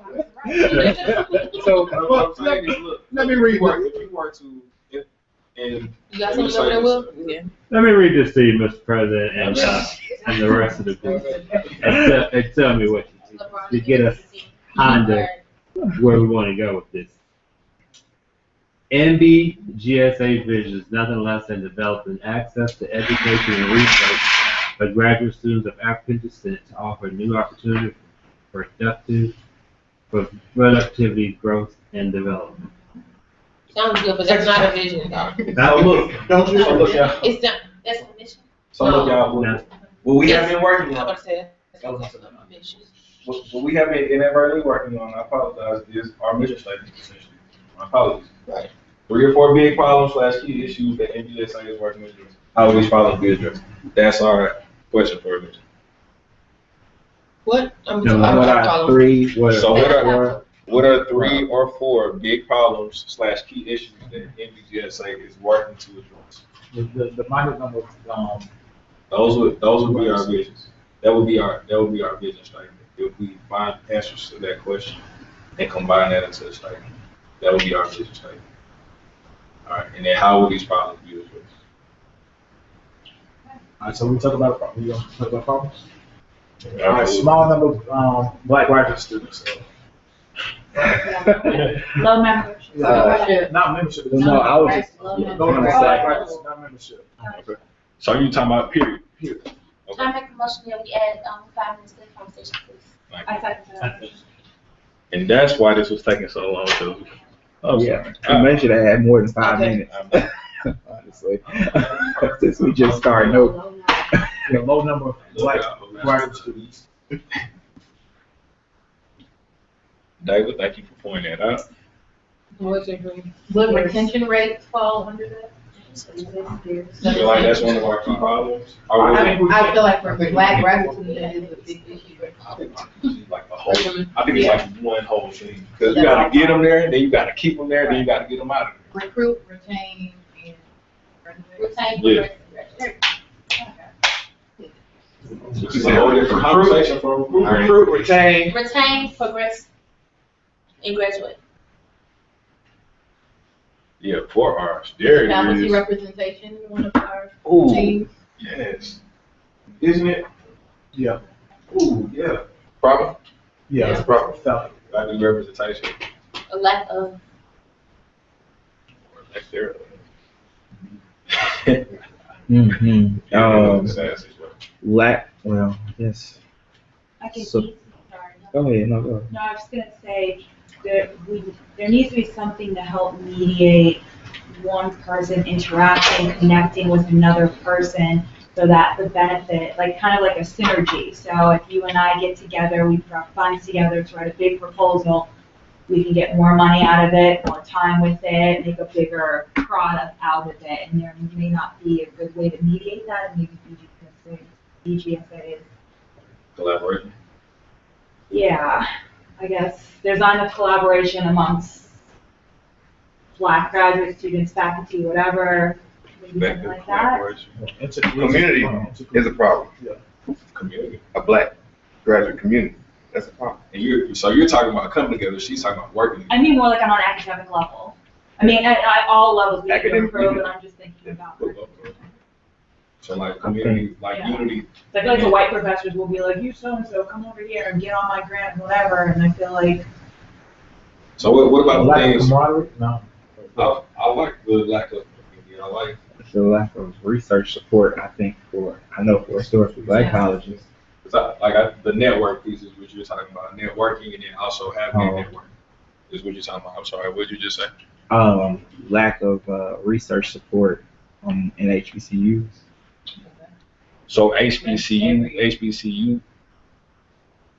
I don't know. Said it right twice, didn't I? Yeah. I'm not gonna say, 'cause I was in A&T. Yeah, I was saying, It wasn't no BGS. It's not a stuff. So Research. is it funding for research?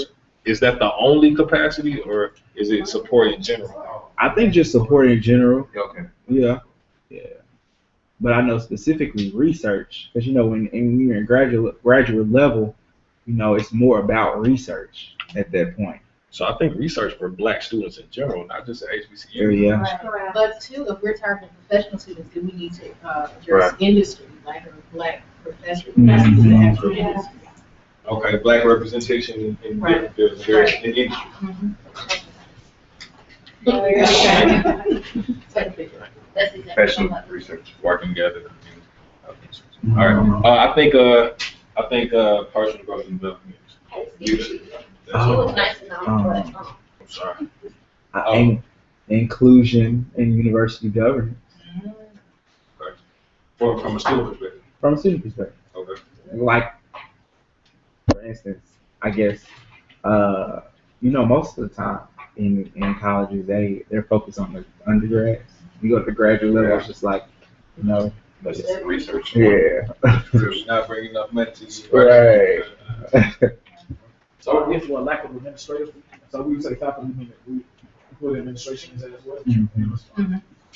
So, what's the way you can put that? Lack of, I guess, lack of inclusion. Oh, yeah, inclusion. inclusion. Yeah, we Okay. got it up there. Leadership, personal growth development, administration. Oh, so Identity university development. University Governance, Yeah, so lack of university governance or lack of, Lack of inclusion in university governance. No, we're good. We got 3 minutes. What I was about to say is I'm sorry, 1 minute. What I was about to say is that we spent upwards of really 2 years, if you think about the fact that we started this conversation in last June. We spent upwards of a year trying to figure out who it is, who we are, and what we do. I think identity development issue. What you say for Identity us or for development. graduate students? I think in general, I think when you ask the question, why are you doing this, or what brings you to this institution? People say stuff like, I was told to go to school, or I'm looking for a job. Things that don't necessarily serve individuals is something that they were told to do. So I think having the clarity in terms of identity, leadership development, personal growth and development is really important. How many people do y'all know that have gone through a quarter or a midlife crisis? They get to a point in their life and they're like, why am I here? How did I get here? What am I doing? Or these are people in their room who might be there. Or like imposter syndrome. Oh, yes. So that's right under identity development. Can you explain that? Who don't know what imposter Anybody familiar with imposter syndrome? So and I'll suffer from this, and I still suffer from sometimes. Motion to extend. Yes. Okay. It's pretty much feeling like, so you got here, you got to this place where people feel like, okay, he's doing good. You got to this place of notoriety, but when you get there, you don't really know why you're here. Like, why was I chosen? You're doubting yourself. Like, my peers, they do a lot more than me, and they're smarter than me. Why am I here? So it's imposter syndrome. You feel like an imposter. Am I supposed to be? Especially if you're on a predominantly white campus and you see individuals doing things.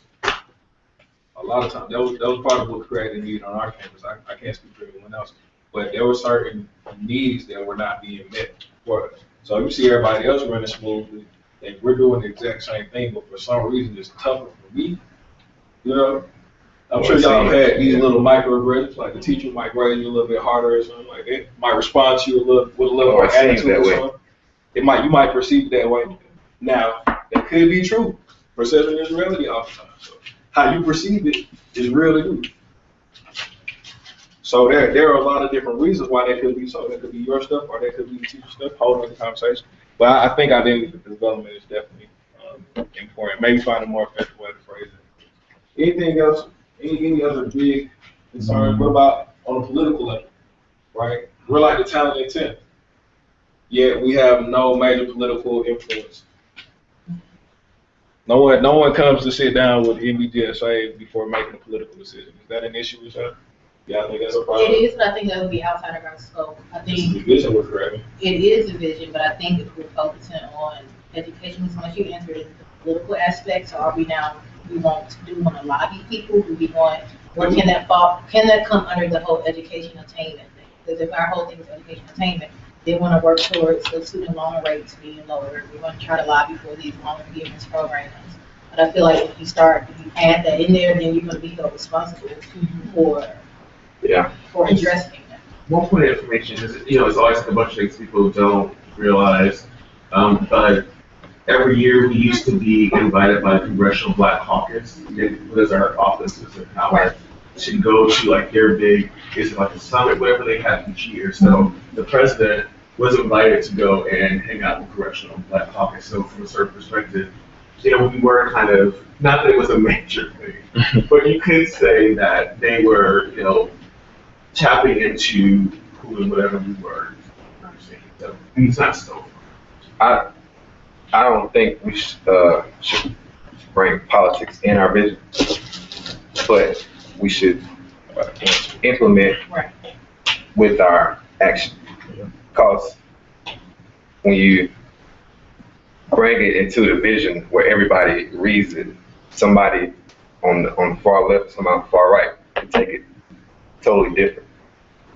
So and associate you with far left or far right when if you don't actually put it in your vision, but you show it, or not show it, but actually your actions are kind of, y'all got what I'm saying? I got something. So maybe we could just sum it up into advocacy. There we go. That's already on the list on the other. All right. On the other side. Now, this is going to be included in our vision statement. Is this a key problem? Do you feel like no one is advocating for it? Do you have a voice? And if you don't have a voice, do you feel like somebody is speaking effectively for you as a black graduate student? So yeah. Y'all good? I think we good with problems. All right, how do we address these? Address them, man. What number? We could address those problems. Yeah, those are the key issues that we come up with. Or we said 3 to 4, right? If we get a There's 4 up there. Can we go back to the NESB one so that we can use that kind of like Sure. a skeleton? I'll make a motion to extend this to 10 minutes. I second that. Can I make a motion that this is the last motion we make to extend the time for it right now? Because it's Yeah, 4 then we're gonna have o'clock. like 10 Might as well go to minutes left, so 4:15 so clean up. It's not a big deal just because it comes up so often. You know, I move that. I mean, there's no such thing as you know. I don't make a motion. Say, I move that we go stop and go eat something right now. So that's how you make a motion. Say, I move that. You know. Thank you. All right. We need the Robert's rule. Okay,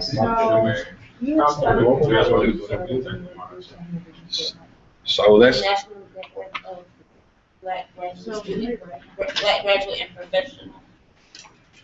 So y'all, if you think of a funnel, we start with large volume things. So we can kind of take them first words because we want a network, Yeah, and I like Jessica's words. a global network. Global. Man. Well, I said national. I like Or national, my bad, yeah. National Yeah. network. So somebody, okay, so, But if you end up living in China, you end up living in India, you end up living in wherever, and y'all still somewhat giving back to BGSA, it's global. You might have black graduate students in China that you might hate. Have y'all heard of BGSA? Yeah, but you could put it in the mission because NASB is a national. They're national. yeah, you're You right. said they're what? They're national too. National Black Graduate, National Society of Black Engineers. So would you say a global or national network? This is my only thing. I don't want to necessarily take that per se word for word because that's plagiarism. No, I agree, but you had made a statement earlier. It's not really plagiarism. It's taking something that from a society or organization that is doing very well. I understand what you're saying, but you also gotta consider that this is what the largest black Mhm. organization, and we're working on like 200 some members. Like, you wanna be accurate too in your vision. You don't just wanna throw a term up there. We should say the premier network. I think they got to where they are right now. But I was We're putting putting the word that there. adjective. We can use another adjective, so we don't have to relate it to, like you said, the premier network. So, so that makes sense the number Yeah. one. So that we don't have to deal with There we go. So what we, domestic or international. so what we including, a premier network of what?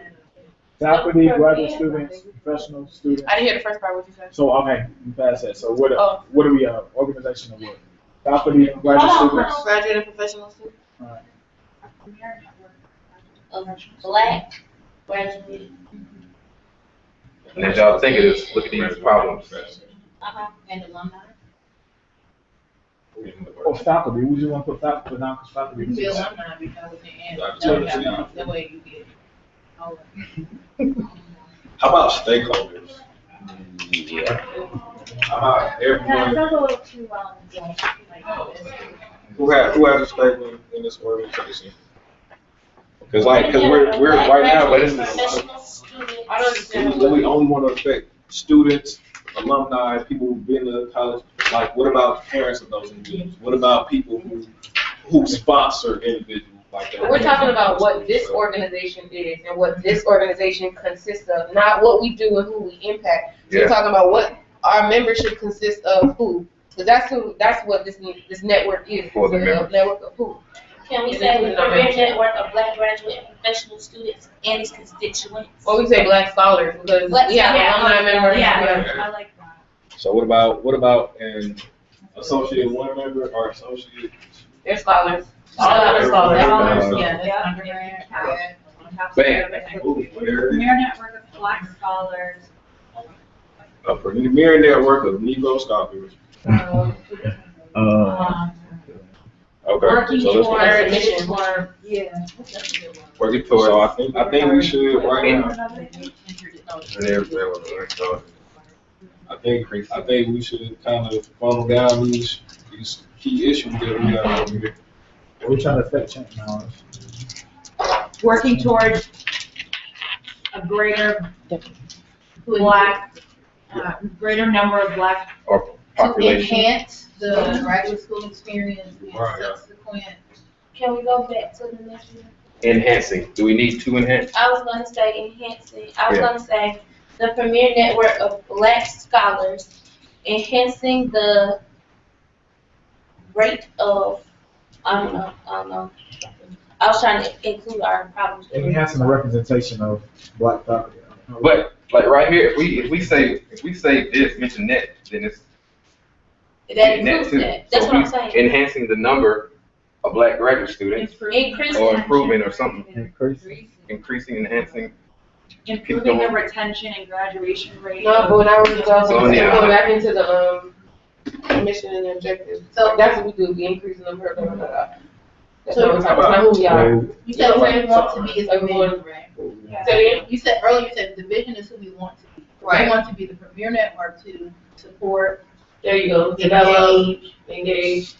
Okay, the premier network of Black scholars supporting and engaging, advocating. Yeah. Supporting, engaging, and advocating. C, there you go. About supporting, engaging, advocating, connecting. Supporting. Engage, Okay. advocate. Comma. Premier network of Black. Hold on. A premier network of Black scholars. Yeah. No. So are those the four things that we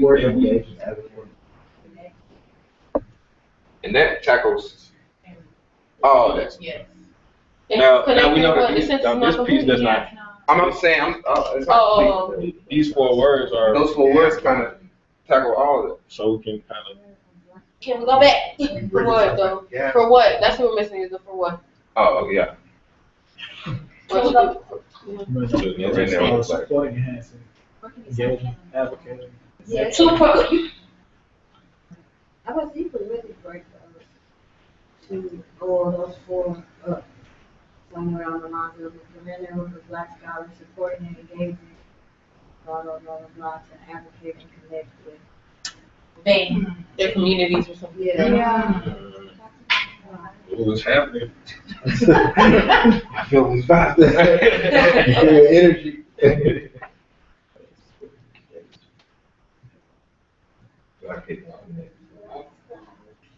Come on, my writer over here. I write and then I'm gonna say. Engage.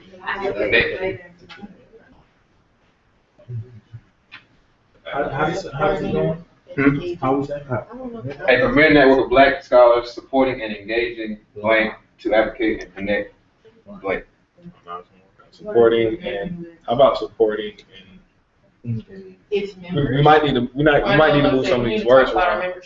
Might need to move some of those words around. But I do want to say Graduates. supporting and engaging its members to prepare them to advocate. I don't know what your next I don't have any solution yet. Supporting and engaging graduate professional school experience, advocate and connect. Supporting, what about supporting? Supporting and engaging its members What if to we- prepare them. Okay, so what's a Black scholar? We're black scholars, but who else are black scholars? Teachers. Right. Teachers aren't part of this organization. Professors But I'm talking about like it's ran by us. So if we put a Premier Network of Black graduate students supporting and engaging black scholars to advocate and connect. Oh, okay, I see what Oh, we're trying to connect with but more it's more, scholars. but the network is larger than. Right, because we have The other graduate members besides students. graduate students.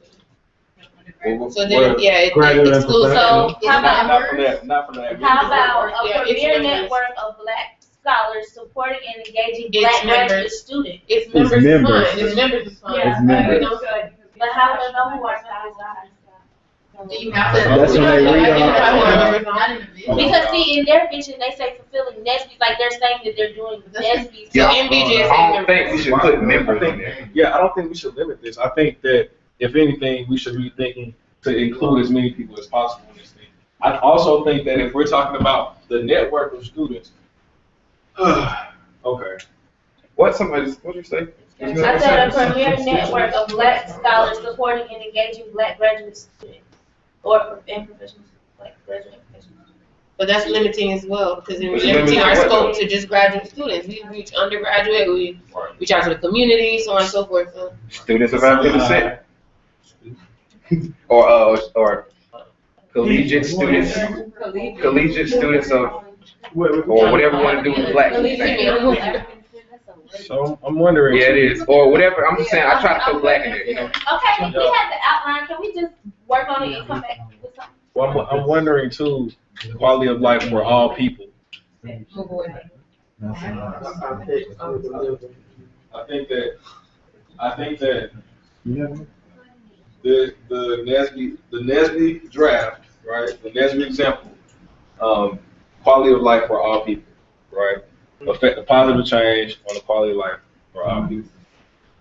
Everlasting burning desire No, to but achieve access. I'm about to say, but who's doing that? They're engaging the membership to do that. That's what that says. Absolutely. So the organization's not doing that. They're engaging their membership so that the membership can therefore impact their communities.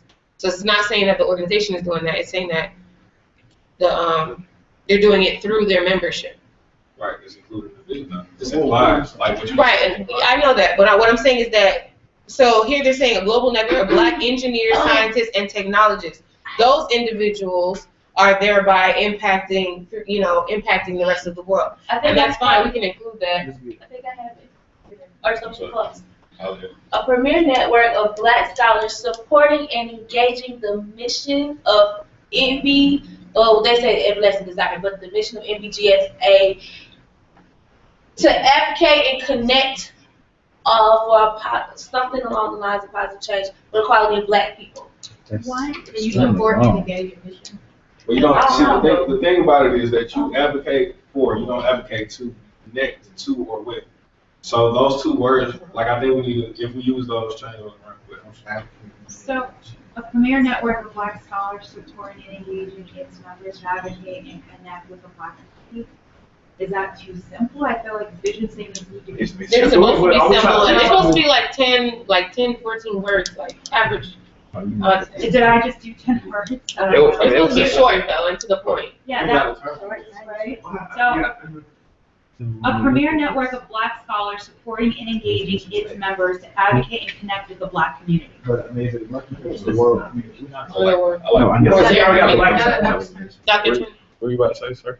Well, first of all, I think the work, you're doing like really good work, and I'm excited, whatever. That's not, whatever. The point is, first of all, do you have internet access in here? Yes.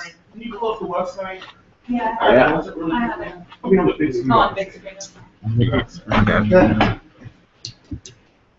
So, because there's one thing that I just thought was really interesting. It's not really quickly. Because what's weird is, you said like we don't have, that's the main page, right? Right here? No, stay on the main page. Okay. My bad. I'm getting ahead of We you. don't have a vision. In a funny way, it is the work you're doing. We do keep scrolling down. What's the biggest thing on the page? That's Stand up. See what's in the middle in the black? The largest NBGSA is the largest interdisciplinary graduate student. Okay, first of all, I've had issues with that statement for years because it's wrong. All right, because it just talks about graduate students and it doesn't address black. But with the work that you're doing, and watch the one word change here to accountable work. Okay, what do you want NBGSA to be? NBGSA is the premier network for supporting, connecting, engaging, and advocating for interdisciplinary Black graduate and professionals. So something, I mean, working more with something like that. First of all, we're the premier organization. And then the interdisciplinary thing is the thing that makes you different from these fantastic organizations like NSBE, BALSA, on and on and on and on. The only two things that I'm not in love with about it is, number one, I love premier, and that might be the best word, but it doesn't get that size. Here, even though this is like a tired old word, largest is like, oh, the largest. But that's separate. So, I mean, and we're definitely not the oldest. But I mean, I think that like Premier, and I'm okay with the fact, I mean, you are an organization of graduate students or graduate professional students or whatever. All the other things that you do, I mean, pipeline development is what you do. Yes, you're concerned about undergraduates. Yes, you're concerned about people going into the academy, going into industry, doing other things. But what you are is an organization or a network of, graduate and professional. Well, your other things too, but that's what you are primarily. And that's what's in our name. So could you read that one more time? Could you read that one more time? I mean, so I have NBGSA is the premier network for supporting, connecting, engaging, and advocating for, and advocating for interdisciplinary Black graduate students or Black graduate professionals. Thoughts? You might leave it at Black graduate students because there's other organizations that, I mean, we encompass everybody. Yeah, but you're not for that. You are here, you're a network for graduate students. Even as much as you draw heavily from alumni, you want undergrads, you should be, I would argue, it's an argument about graduate students. There are organizations with all these other people, for faculty, for undergrads. There is no other interdisciplinary organization for Black graduate students. Yeah, that was going to be my only other question. Are there any concerns about what you just did? No, I don't really. Cause like, yeah. What did you say? No, it's saying it was a great vision statement. Does anyone disagree with that? Or do we need to add? Can you say the interdisciplinary part? Say that. Yeah, well, what I actually have here is for interdisciplinary Black graduate and professional students. What it may be for interdisciplinary Black graduate students. The other thing is, you mentioned it before, and it didn't make the list you just had. It's not raised. But engaging was there, but developing isn't. And to me, like, developing is like a powerful word. But it doesn't. I mean, however you get it, it makes it okay. So I'm developing parentheses somewhere to read it, just because it didn't make this list. No, I move that. So close. I move that we add 15 minutes. I think we need. Or I got two. Yeah, I think we can do. You're making your motion, and clearly everyone has expressed. I mean, yeah, I'm all for getting it right. Absolutely. I think 15 minutes max. Max, yeah. I think we can get it done. Let's meet in the middle. Get it done in 5, and that's less than 15. All right. So, what did you say, Dr. NGSA is the premier network for supporting, connecting, engaging, developing. Well, okay, you can put it in there, figure out where to put it later. Engaging, developing, and advocating for. And let's say I don't have an issue with the fours. I think it's not a big issue. Okay, for interdisciplinary Black graduate students. Advocacy of interdisciplinary? Well, advocacy for. Because remember your mission is about addressing the concerns. Right. I mean, if that's what you feel, whatever. So that you advocate, I think advocate for when and wherever you can. Yeah. Network for supporting. Well, I know You didn't So like. like, you support people, I mean, do you first work with them, do you connect them, once they're connected, do you engage them? Now that you're being engaged, you can, develop, then I think advocating is really something different. No, I think that's. I'm just trying to see, is that the best word, or think about it, I mean, what's the best word, like, what do you do first? Maybe first. Engage? What is it? What is it engage? I think what is engage first. Engage. We're focusing on what awareness. Connect with them. We engage. Engage, support. Engage. Advocate even advocate until you know what somebody's issues for. Honestly, we don't advocate for people. That, do we want to? Well, we need to. That's the thing. Is that a problem? It's a That's problem. obviously a problem. Yeah, we put that as a problem. Right. So, So engage is one. Does it have to be explicitly said in the vision? why not? Connect, support. I think it should be in there. Okay, so That's what's the simple purpose? though. But what's the purpose of the advocacy? To do what? What's the purpose of it? To speak for someone who has no voice. No, but I'm saying, let's stop being vague. I mean, like specifically, like what type of activities would you to advocate for, or whatever. But that's something we can figure out later. They start putting that out. Conferences. Regional conferences can be advocated for. Because if you know, I know where we are, I know several HB or schools that don't even have an EBGSA.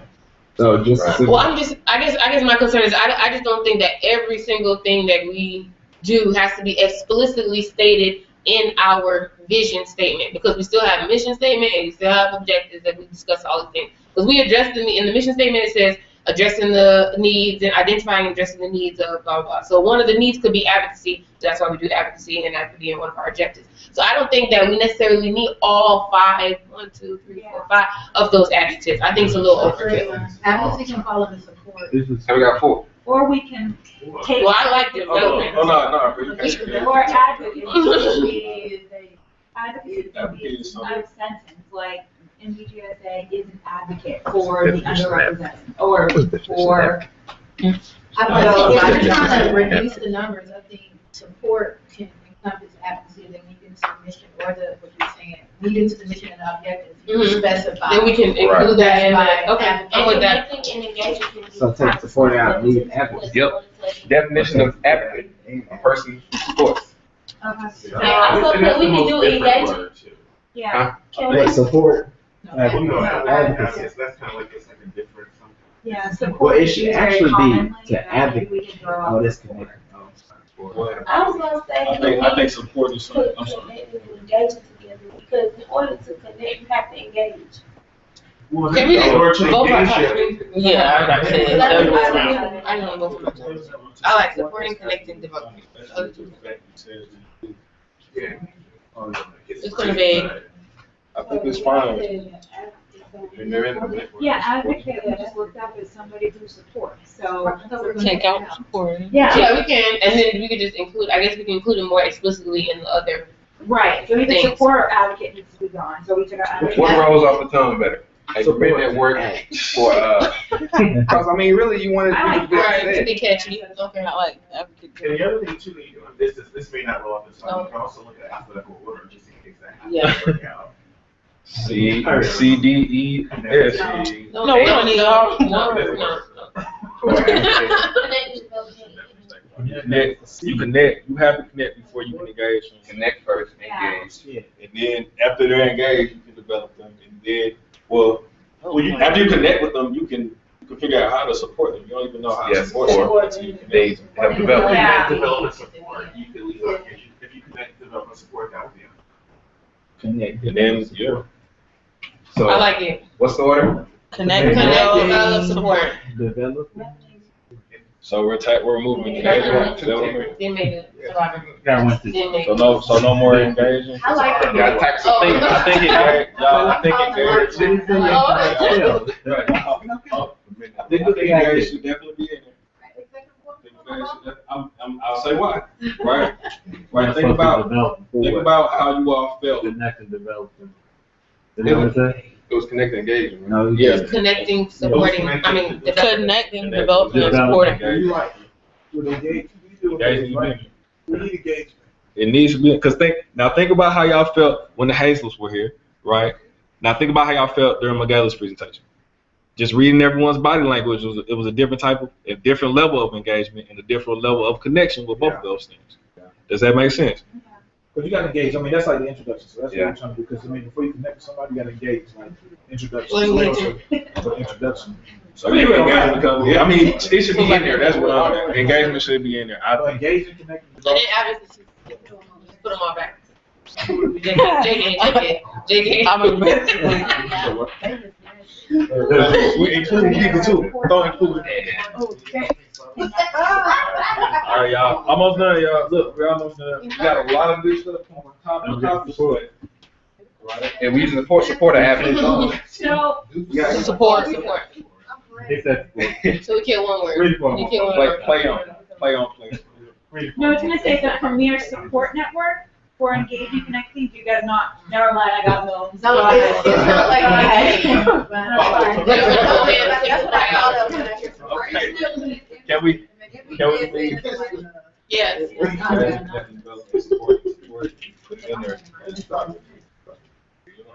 Yeah. So See how it sounds. all right. At MBGSA. All right, listen.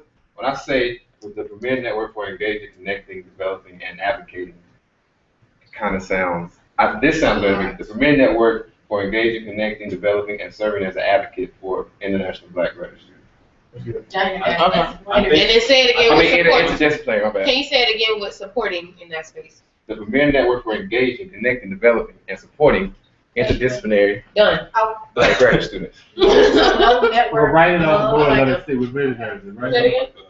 Right away. So we don't need to say. All right, so I'm gonna put mine Yeah, first. MBGSA is. Oh, okay. Okay. For engaging, connecting, developing, and supporting interdisciplinary Black graduate students.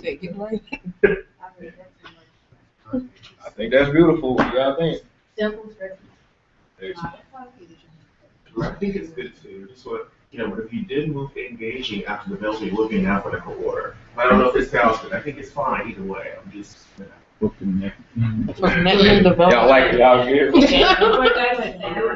Y'all good with this? No. No. Hold on. Read it first before you say yes. So y'all took that other one out of Serving. So what I asked is, The Premier Network for engaging, connecting, developing, and serving as an advocate for interdisciplinary Black graduate students. no, that's not what I have written down, sir. No, I was reading it, ma'am. Oh. That's not what we had initially said, sir. We didn't officially say anything. Right. We said supporting. So, What I had. so we're is- choosing. Where did server come from? What I No, had. that was.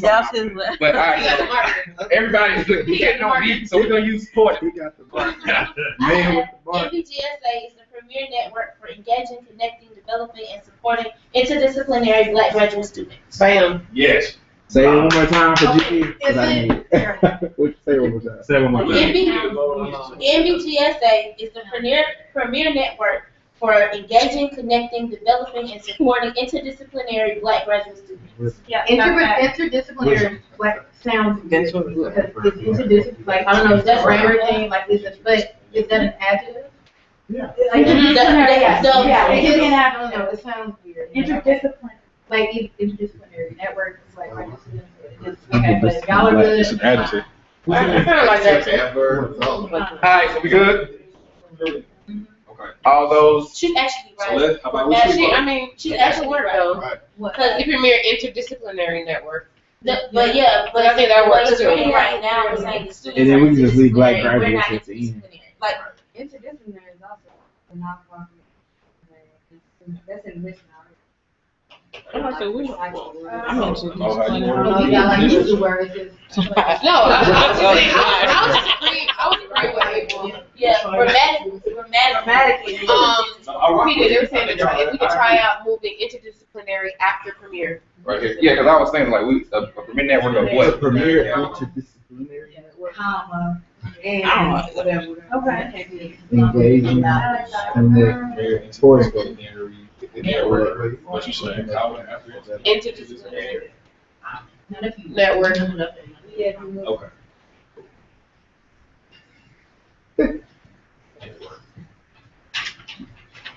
No, No, take out that of BG. Take out the of too.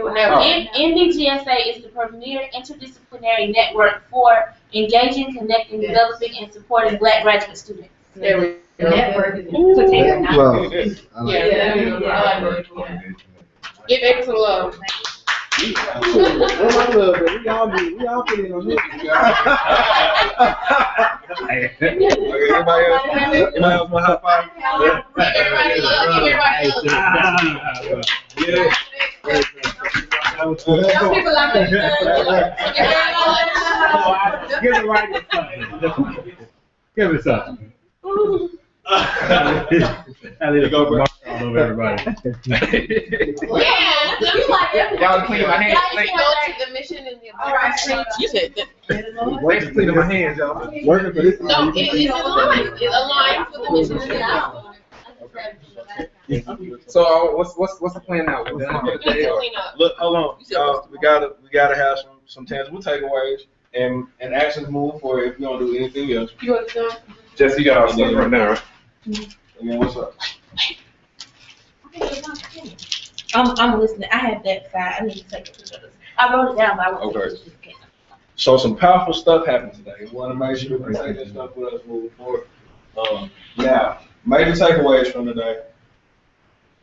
First, we got a vision. Amen. So vision. Right. We right. We were able to. I feel like Hello. So we living out here. Right. We living. and I don't know what to say as takeaway from this one, but I feel like if we wouldn't have did what we did earlier today, this wouldn't have went as good. I as it agree. did. I think it really broke the ice. Yeah. I agree wholeheartedly. Because we were able to There was a connect. little bit of contention in certain points during this It made me even consider give me what you call it. What's candy bar? Alright, so I'm here. So hold on, y'all. Alright, so Phil, you said what did you take away from earlier? What happened earlier that made this process easier and more effective? Knowledge. I say knowledge. I feel like I know something about everybody that I didn't know before, whether they expose it or the other people. I forgot the name. The people that were talking, they expose it without the person even knowing. So I feel like I know everybody a lot better, a lot more from knowledge. I guess. So I'm hearing too awareness, Awareness, and knowledge. You write this stuff down? Can you write it down? Is anyone connected with what he's saying right now? What did he take away from today? Is we gonna do that? Alright. I'm engaged with what he's talking about right now. Anybody, anything else from anybody? I think the importance of trust is like understanding it. I feel like there's more of a trusting environment than there was earlier. Yeah. And especially judging from where we've been, it's definitely a different environment now. Be more wise and you can understand better. You can understand each other better. You can understand now. Speak that word. Okay, all right.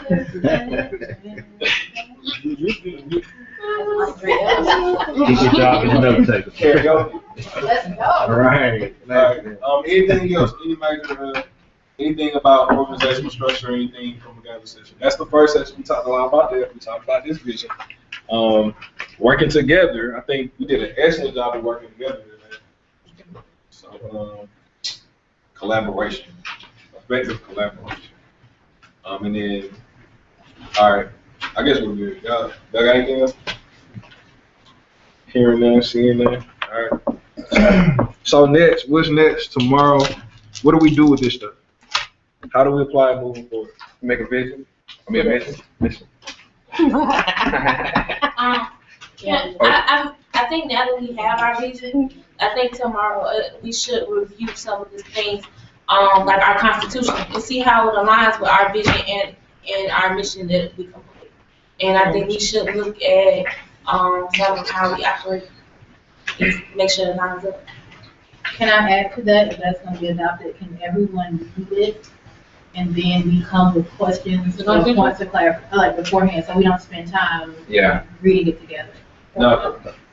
So now, the Constitution is a very involved process, and that's why I strongly suggest we elect a chair for the Constitutional Review Committee or some type of ad hoc committee. That's a process that should be ongoing over the course of the year. That's not something that we're going to have time to do. Yeah, that's gonna take one day. I just don't want to. I know, Marvin is really strong in that area with the Constitution. Well, you're a parliamentarian anyway. I mean, so well, you have to be though, right? I would be on the committee, but I think it'd be a conflict of interest if I was chair. Well, you're an ex officio member, or you might even be the chair. Oh, well, yeah. That's you. Yeah, Like that's yeah, what you're yeah, supposed to yeah. do. So what everyone can do, we didn't go over. Yeah. What do they do? I don't think so. I don't think they make sure that's what ad hoc committee. If somebody can't interpret. I'm about to say, doesn't judicial interpret the law? You go through the judicial. That's what you do. So if there's a misunderstanding, for instance, One border. All right. So, for instance, with everything that happened at the conference, right? If there's a misunderstanding or misinterpretation with the Constitution as is, then you go to the Judiciary Committee, and they would interpret. They would be responsible for effectively interpreting. Now, as far as and correct me if I'm wrong, since you had it right here. As far as someone who makes constitutional amendments, there's no committee. There's no standing committee for that. But my concern would be that in making those revisions, it would involve interpretation, right? Because you're gonna have to try to figure out what is trying to be said in order for us to align with whatever is going on or whatever. So that would involve interpretation. And maybe I'm off. I mean, I think you might as well, if you already have a committee that's already Right. has the objective of dealing with the Constitution and interpretation, it's not a bad idea to add on to that. Additional responsibility. I mean, and that's not an ongoing responsibility. That's just for this particular time. 3 branches of government: executive, judicial, legislative. The same people that judge also make the laws. No. We're not talking about making the laws though. The laws are already there. We're just talking about revising them. In order to revise them, we have to understand what it says. So in order to understand that, you need to interpret. So we're not talking about creating something new. It's already there. Right. So if we have a disagreement as we're creating them, like the Constitution, if there is a committee or individuals that have a disagreement, then you go to the judges and say, hey, settle this disagreement. The judges aren't actually making the laws. Are correcting. Two different things. Two different things. Does they have anything to do with the election process? The judicial piece or? Oh no, that's separate. The Constitution is separate. Oh yeah. It's Okay. separate. It's separate. So nomination and election committee, and they also review Constitution. Is that right? No, our election code and our bylaws are all put together within our Constitution. That's why I asked to get clarification. I don't know if you guys did it the same way. Our election is our election. But you know, it's in the Constitution. But it's in our Constitution as well. But we don't really have election code. But they have like how we have a board of elections. They have a nominations and elections commission. So I guess my question is, what you're asking is who was going to help the community, right? I'm saying, I'm making a point, and I'm saying, and I'm asking you all what you all think, right? So we know that there are some challenges with the Constitution. Who should be the people reviewing the Constitution to affect those challenges? For the sake of time, this can be tabled till tomorrow. It has been moved and properly seconded. Haven't really been doing this all day, but whatever. I'm cool with that. Are y'all cool with that? Oh, you're right. I'm cool with that. Are y'all cool with that? We're going to talk about this, how we're going to handle the Constitution tomorrow. We know that we're not going to. We know that those are our takeaways. We know that tomorrow we're not going to be hitting on the Constitution, right? We know that we're not going to be actively making changes tomorrow, but we know that we need to go ahead and designate a group of people to handle it. So what's the problem? That's it. Tomorrow we're going to designate. No, I'm saying, like, right now, what's the problem that we were just discussing for 5 minutes? I'm trying so we can, so we don't have that problem in our head.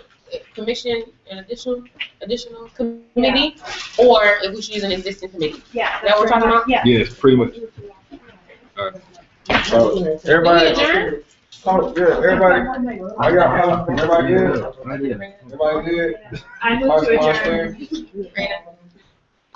Hearts and minds clear. Yeah. All right. So the police at 5, y'all. It's $12 a pop. This one, this is Is that over Mix it. Sorry. Is that close? The police is about. It's downtown. It's like a couple of miles. About. It's miles The away. It's like address is traffic. 75 Piedmont, it said 8 miles. Yeah, it's not far. Oh, okay. What's up? Like, what? It's downtown. You got. And y'all unlimited pizza and drinks. 5 to 7, $12. Drinks. Now, is anyone, now I know $12 is double digit money. So is anyone planning or having issues with being there? I'm asking right now, as is. Nobody should. Well, No. we didn't get No. presented. Grambling, we didn't get presented. You don't tell me, man. Well, we did. I mean, So now, right now, listen. so how many people here right now? 13. Count me out, y'all. About split. You gotta go back to Arbor, huh? Right? Yeah. Okay. So what? 12 people right now? Is that how many people is? It's going to people. That are in this room right now. Yes. All right. Yeah. So the organization could pay $150 for everyone to go. No, I disagree. I don't. Nah, we don't need to do that. We already paid for hotels. no, not for Not everybody. hotel. See, No, go ahead. No. now the hotel wasn't for everyone. The hotel was for individuals who met certain criteria. This is what we said, board in the spirit of team building, and we see the power of building that team from this morning. We see the power of being in community with each other. So That's up to y'all. let's vote on it. All those in favor, raise your Need to hand. make a motion first. No, it's the person. It's Don't worry, I thought about that. It's not core and all that other shit. I have to make a motion first. Yeah. What's up? It would be in the. You just, well, I would, you write it down, and I would just probably want to say, oh, this would really be good. Real team building. Yeah, and Team building. this is the thing. There are expenses spent at every quarterly on people going out to eat. That's something that's happened every time. So that's why I brought this past year. Oh, I'm talking about this past year. Oh, Not every. No. But what I'm saying is that Does anyone have a spare bed? Spare bed. I don't bed. have a spare bed, but I have a king bed if you don't mind sharing. So did we say yeah?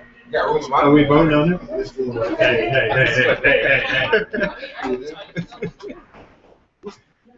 Yeah, I know. And somebody, who knows the address, and if so, it's 75 Piedmont.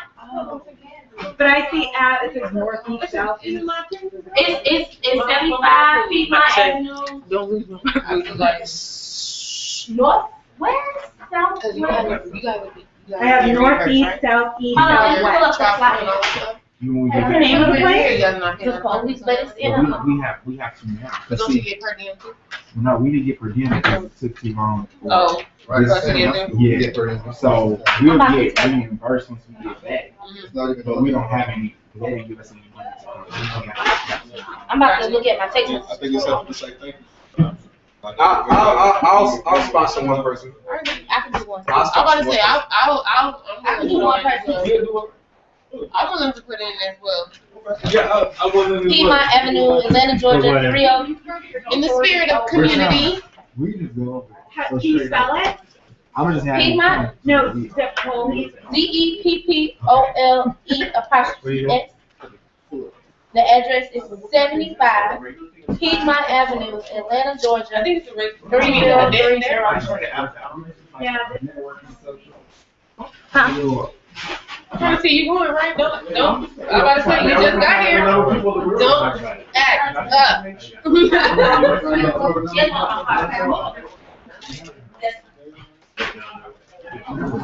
And I put some wings. I ain't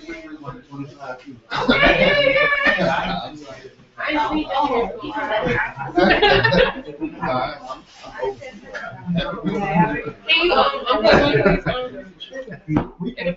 We vote on whether we go. Everybody said they're gonna vote on. Maybe I'm under the table. Can you, drive yours? But the table is on top of my floor. All right. Thank you.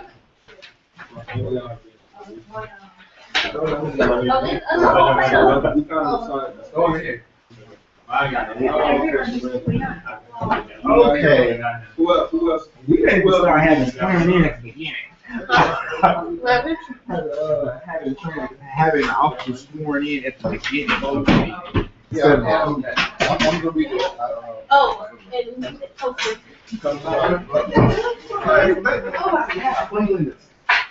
Whoa, looking purpley. I love it. No, we don't push it. So we can leave this stuff. So we can leave this up on the table. Nobody Like knows. this. Yeah, right? You can leave the stuff on the table, right? Let me call. What's up? Like the cups and stuff and the candy. Let me call. I'm gonna tell him the gum. Y'all can watch me the gum later. I'll hold it for you guys. Please bring it back tomorrow, because we came in handy today. I'm gonna put this in my purse. Hey, y'all, it's always a pleasure, man. All right, man. Mr. Hey, can we leave something? I'm gonna just find and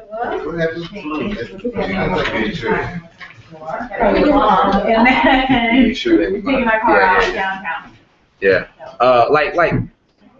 Candy. Oh, like. Okay, like cups and like Body just, shoe? like snacks and stuff.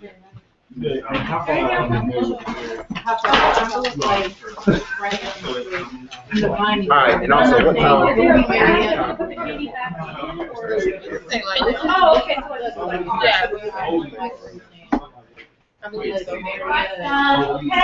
You guys have to make sure. Alright, see you soon. I believe so. It makes, you might as well, because the hotel is the whole, it's like opposite way.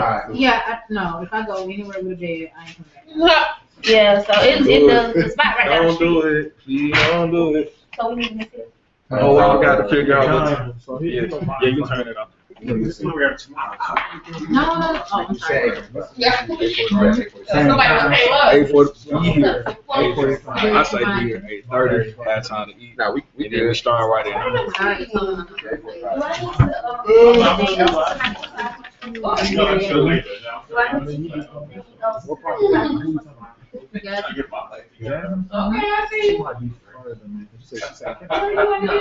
Northeast, right? Where's that? Wait, go back to here. Well,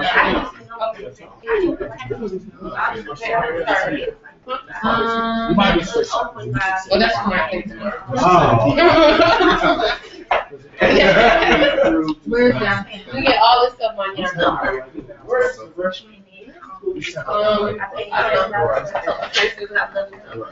Last door on the right. Oh, man.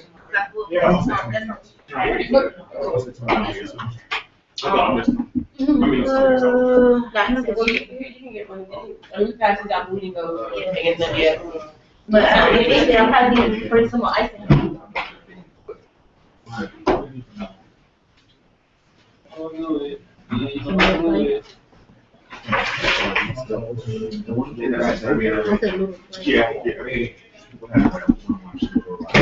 I didn't think about that. I was like, I bought chicken.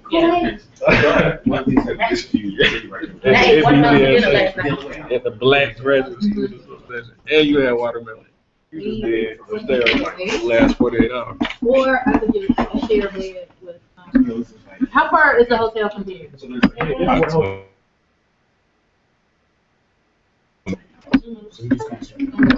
Ooh, where did Phil go? Yeah, I'm sorry. Okay.